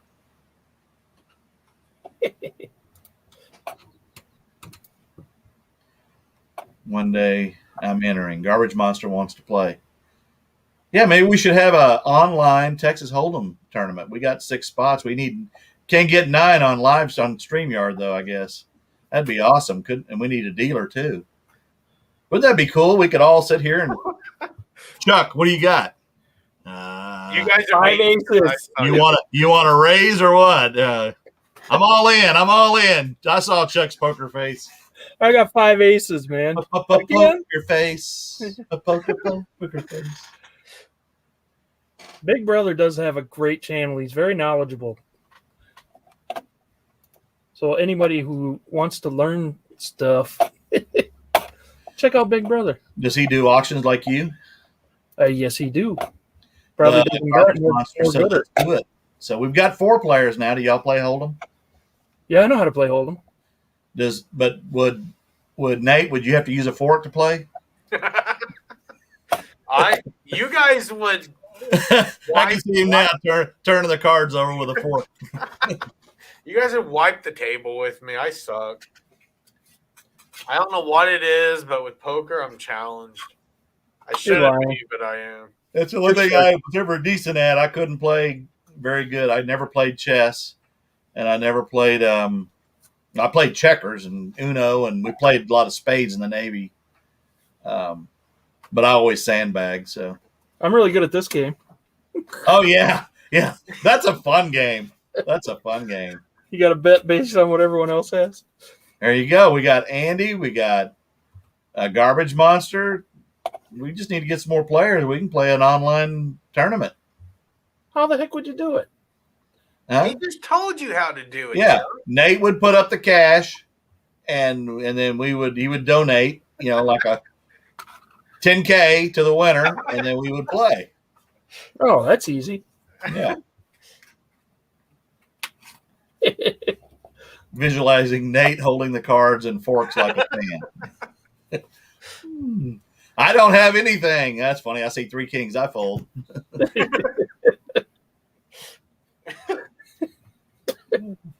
What was it? Stripes, where they're teaching that guy poker and they're just ripping him off? Taking his money, yeah. That's a fat jack. You got too many 7s here. You want to get rid of these 3 7s. That's a fat jack. Oh. Old school is a funny one. Let's go streaking. I actually did that as a teenager, and we got the cops called on us. We were streaking at a school, an elementary school, at night. For streaking. And the cops came, and yeah, they didn't catch me. Gosh, thank you, buddy. Did you get arrested? No, what happened was I was babysitting my little brother, who's 7 years younger than me, and I think I was about 15 or 16. My mom was at work at Safeway, and me and 2 buddies and 3 girls, all teenagers, decided to go to the school thinking, hey, we're going to have some fun. Let's all streak. As soon as we got our clothes off, the superintendent of the school drove by and saw us because the lights were on, and he called the cops, and there was a fence, and they had to unlock it. We went around the back. Our trailer park backed up to a river, the Colorado River in Austin. We all started running, and I left my brother even. And my friend grabbed him, and I didn't know it. And I had a black leather jacket and green plaid pants. I'll never forget it. And I laid down in a ditch, and it was dark, and the cops showed up, and they're flashing their lights. And right behind me is the tree line going down to the river. And I felt a snake cross my body while I was in that ditch. And as soon as he cleared my body, at that point, I didn't care. I got up, and I ran down to the river, and I knew my way around because we grew up there. And came back up around into my trailer park, and there come my buddy Jerry with my little brother, thank goodness. And then we found out later that a little girl named Tina, one of the girls that was with us, actually fell down laughing. And they caught her, and she gave every one of our names up. And she was a rat. And but they never came until I thought they're going to call my mom, and they're going to come get it. And they never did. So we got away with it. But that was when Ray Stevens was, don't look, Ethel. Don't look, Ethel. It was already been late. That's a beautiful story. I usually never make it to the streaking part. I usually just end up naked wrapped around a toilet. So you never skinny dipped in a lake? Well, I've done that. Or roller skated in a buffalo herd? No. I was talking about going streaking. I've never done that because, like I said, I usually gone fishing in a baseball. I start blacking out. It's usually me hitting the floor, and it's disgusting. Yeah, well, it was that back then. Everybody was doing it. It was a popular thing. I mean, I was 18 when John Travolta carried the pail down the sidewalk in Saturday Night Fever, and the disco thing started. Wow. That was the perfect timing for me because I love disco. Send me the Bee Gees and Tavares. Can you disco dance? I can't have you. I don't want nobody, baby. Can you disco dance? Yeah, I can. Yeah. My dad can. I wore the polyester. Well, actually, I didn't wear polyester shirts. I wore the Lacoste and Jordache jeans. That was my gig. Most I ever paid for a Chuck streaked with Marcy. I've never streaked. I've done it through the house, I guess. New Year's 95 is not discussed. Oh, it will be, Miss Bob. 95, that was like 70s. My mom used to complain about us streaking all the time when she did laundry.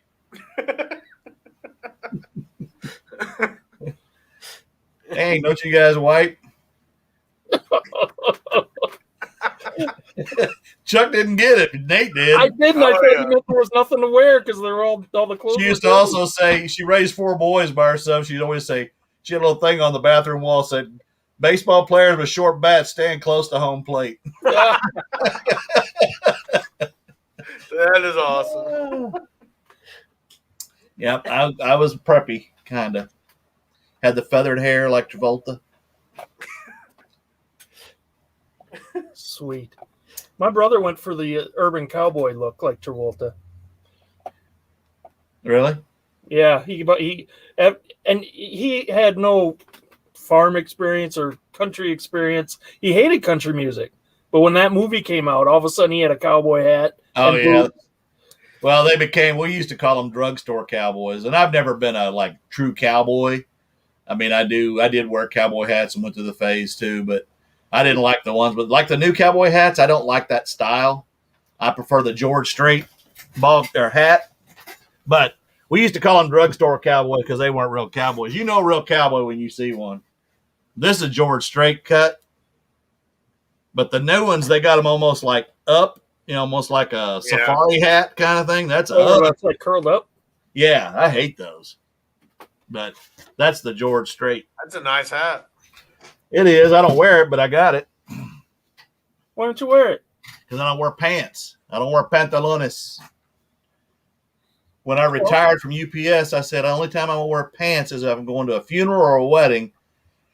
And I don't go to either one usually, so only time I wore pants in the last year, 3 days when we got that really, really cold snap and it was like 20 below zero, I wore sweats 3 days. Otherwise, I wore shorts and a T-shirt or a tank top. Show off my tattoos. All you need is a cowboy hat, a bolo tie, and boots. In shorts? Sure. Or nothing. Hey, look at that guy in cowboy hats and boots and a Nike shorts. A studded Speedo. I don't care. Is that Bobby Boucher? You can do it. If you sprinkle when you tinkle, be a sweetie, wipe the seedy. Or get beat. Or get beat. Or leave the lid up and then they scream at you at 2 a.m. when they fall in it. Maybe. Boy, our conversation, does it always go this way on this channel? Because there's no your first show, I was like rolling on the floor. Y'all were. I can't remember who your guest was, but y'all had me just going. We didn't have a guest the first show, did we? Now, you may not, but it was, y'all were just like killing it. And I was like, what happened? We lost something? You saying it's bad now? No. I'm just saying the first time I saw your show, I was like, oh my God, it's so funny. And, crap, now I got to go back and watch it. Yeah. We'll just rinse and repeat. Rinse and repeat. Potty humor. We really don't have any. We just go with the flow and talk. I mean, you've learned tonight that we talk about just about anything. Yeah, I mean, when I'm with with Angie and me, when we do ours, it's always participating with the chat and trying to keep up because I want people to participate in the show. Yeah. That's why we're doing the show. It's not just to hear us talk. I like to hear myself talk. Do you? Sure. I talk too much as it is. You can ask anybody. Ask Marcy. Chuck brings another visual. And I think sometimes people think I'm boisterous with my sales. I'm just like the guy at the casino. When you hit a jackpot, you get excited. When I sell something for $100, I get excited. I'm not trying to be boisterous. I'm just trying to show people that this is what you find. Yeah, I don't think, like, some people get upset when people post things on Instagram. It's like, oh, they're bragging or what. I don't think it's bragging. You're just saying, this is what I did. This happened, and I'm happy about it. That's no big. I mean, I can't believe somebody pays $165 for a Five Nights at Freddy's bear plush because I would never pay it. Right, neither would I. I mean, so when you sell it, you go, who has this kind of money that they can buy that stuff? Look at and then I look at myself and I've got about $300 worth of Funko Pops up here behind me of Game of Thrones. And I go, why did you do that? Because now the value is dropped on those things.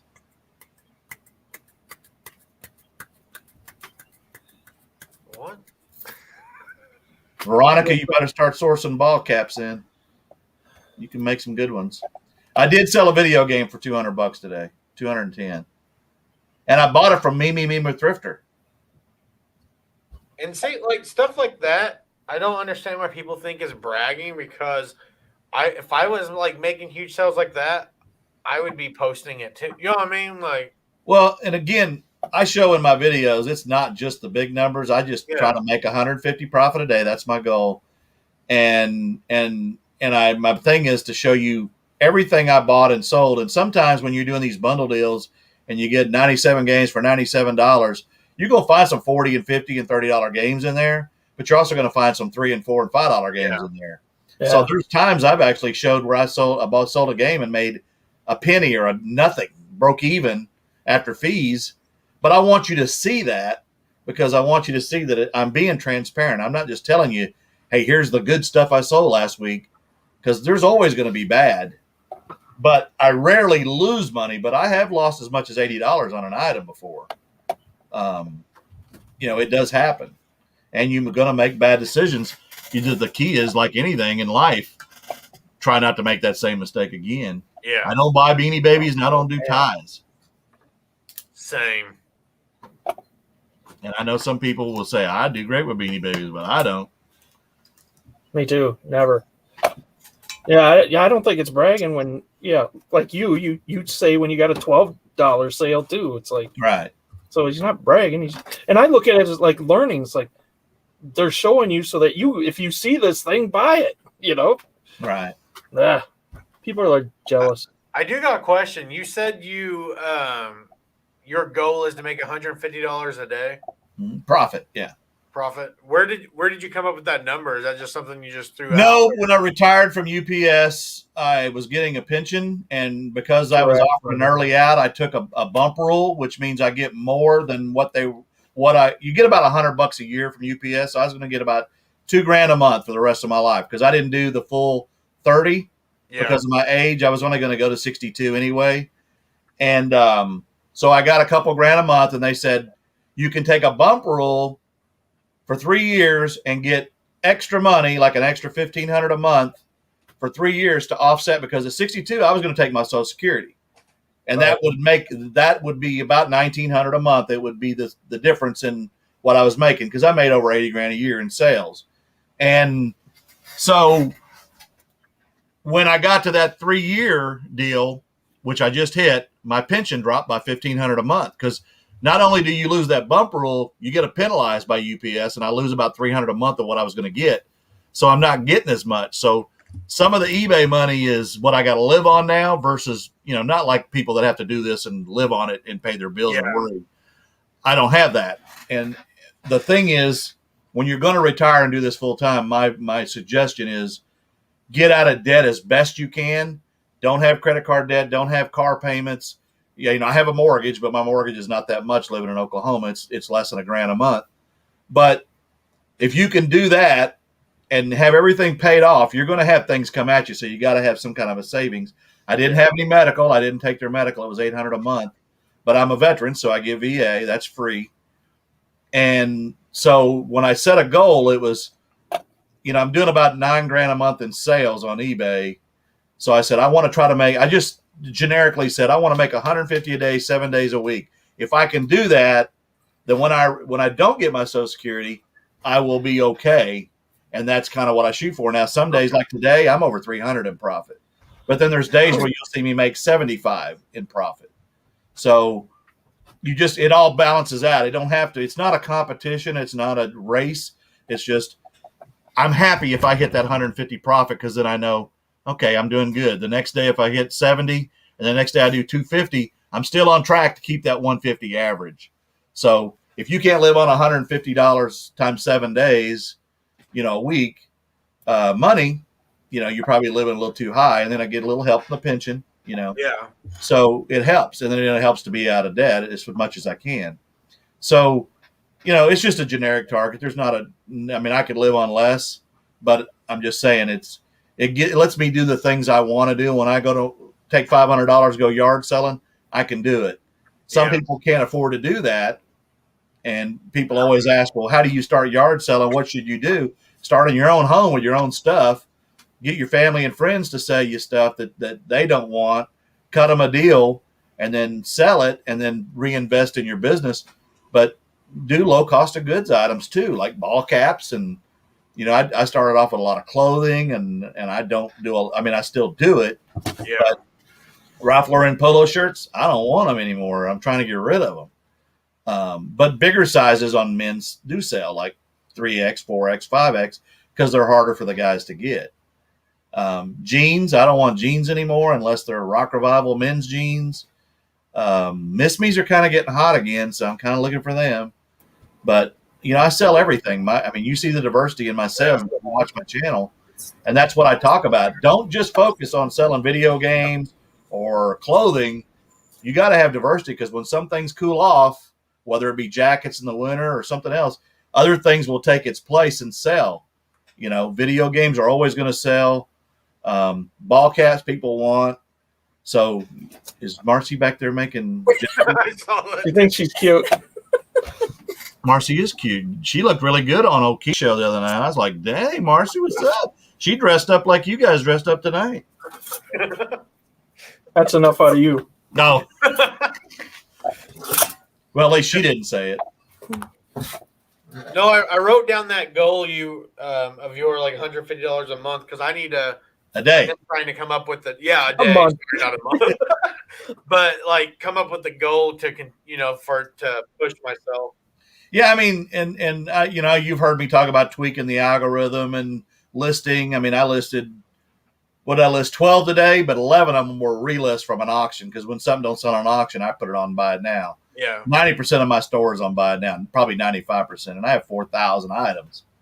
But my problem, guys, is I source more than I should, and I've still got good. I mean, I went through my gaming stuff today. I've got like 4 Wiis and 2 PS2s and I'm just like, I got to get that stuff listed, but I hate dealing with consoles. I prefer the games. So I hate shipping big stuff. And there's another one. What's up with these little bitty shit and sale? Oh, I'm sorry. Welcome, Serenity Journey, and it is this kind of show. I'm classing this joint up. Yeah, and Veronica, even with flaws, Rock Revival, especially men, still will sell for good money. Look at the name in them, and you may already know this, but look at the name. Depending on that name, it's a man's name like Justin or Mark or whatever the heck they are. Look at those. The different ones sell for different prices. What's Rock Revivals? They're like cowboy jeans with bling on the pockets. When I wear jeans, I want Levi 501s. Button flies? Yep. Hey, when I was in the Navy, we wore Cracker Jacks and there were 13 buttons. Try going to a bar and drinking a bunch of beer and then going and then doing 13 buttons half drunk. Yeah. Or having diarrhea. That sucks too when you get a button fly. That would be true. Just saying. Women's don't sell for as much in the now 501, if you can find the vintage salvage stuff, those are worth lots of money. Well, I think what? You tired? Say that. We're getting about your bedtime, ain't we? I was just gonna say that. I think I'm gonna have to get off pretty soon. That's fine. Whenever you guys want to go, you can go. I don't have an aquarium. I'm not going to show you. I'm not going to be drinking.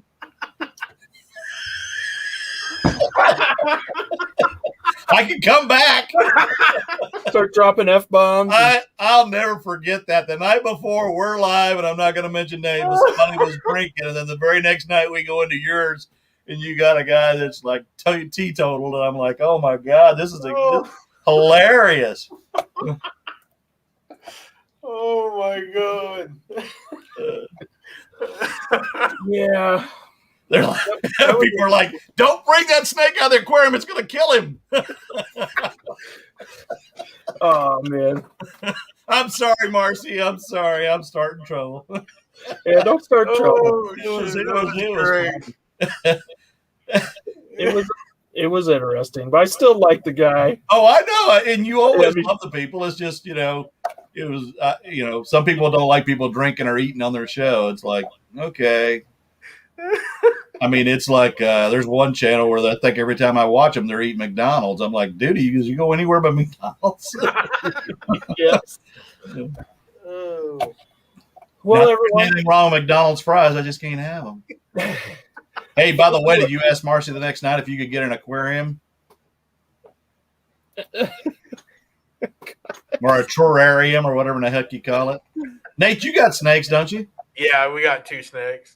And my daughter, she's a teenager, she had a California King. That was the cheapest pet in the world to feed. Once a week, you go to the store and get a $2.05 white mouse and watch that idiot try to find that mouse. And half the time he couldn't find him. It was like, really? Are you that stupid? You can't find that little mouse in that little square box? It was a live mouse? Yeah. They won't eat a dead one. Will they, Nate? I don't think they'll eat a dead one. Ours do. Oh, do If they? they've ever been fed a live mouse, I don't think they'll ever go back. Huh. When we bought ours, they've never had live food, so we've been able to just do frozen. You know what they say? Once live mouse, never back. Something like that. Is that how it goes? Well, it's been fun, guys. I've had a lot of fun. Chuck's Yeah, gonna I'm go crawl in glad his you came Simpsons on. pajamas. Thank you for everyone for coming. Yep. I'm getting so tired. I'm Hey, starting. I got one more question before y'all go. Do y'all sleep in pajamas? Because I know Chuck's probably got some Simpson pajamas. I have Captain America Oh, and Star Wars pajamas. I can see Marcy now. Hurry up and get to bed, Captain America. I need some superpowers. And then 2 minutes later, you're snoring. This has been fun, guys. Yeah, this has I'm been not a even blast. answering that. Thanks for having me. I appreciate it. Thank you, Y'all are Bobby, and slumming thanks now. to everyone that came in. Thank you, Tanya and Pat. Look at now, people are showing up. Thanks, Make everyone. sure See you you're next week. subscribed to Bobby. Huh? Yes, subscribe to Bobby. Yeah, Get him he to has a great 1,000. content. We're on Hey. Nate's channel next week, and I don't know. JT's gonna be on the show next week. Thanks I'm for with that. slumming and bringing me on. You're welcome. Yeah, next week it's JT. That's the star Yeah. power. See y'all. All right, be good. See you guys. Bye.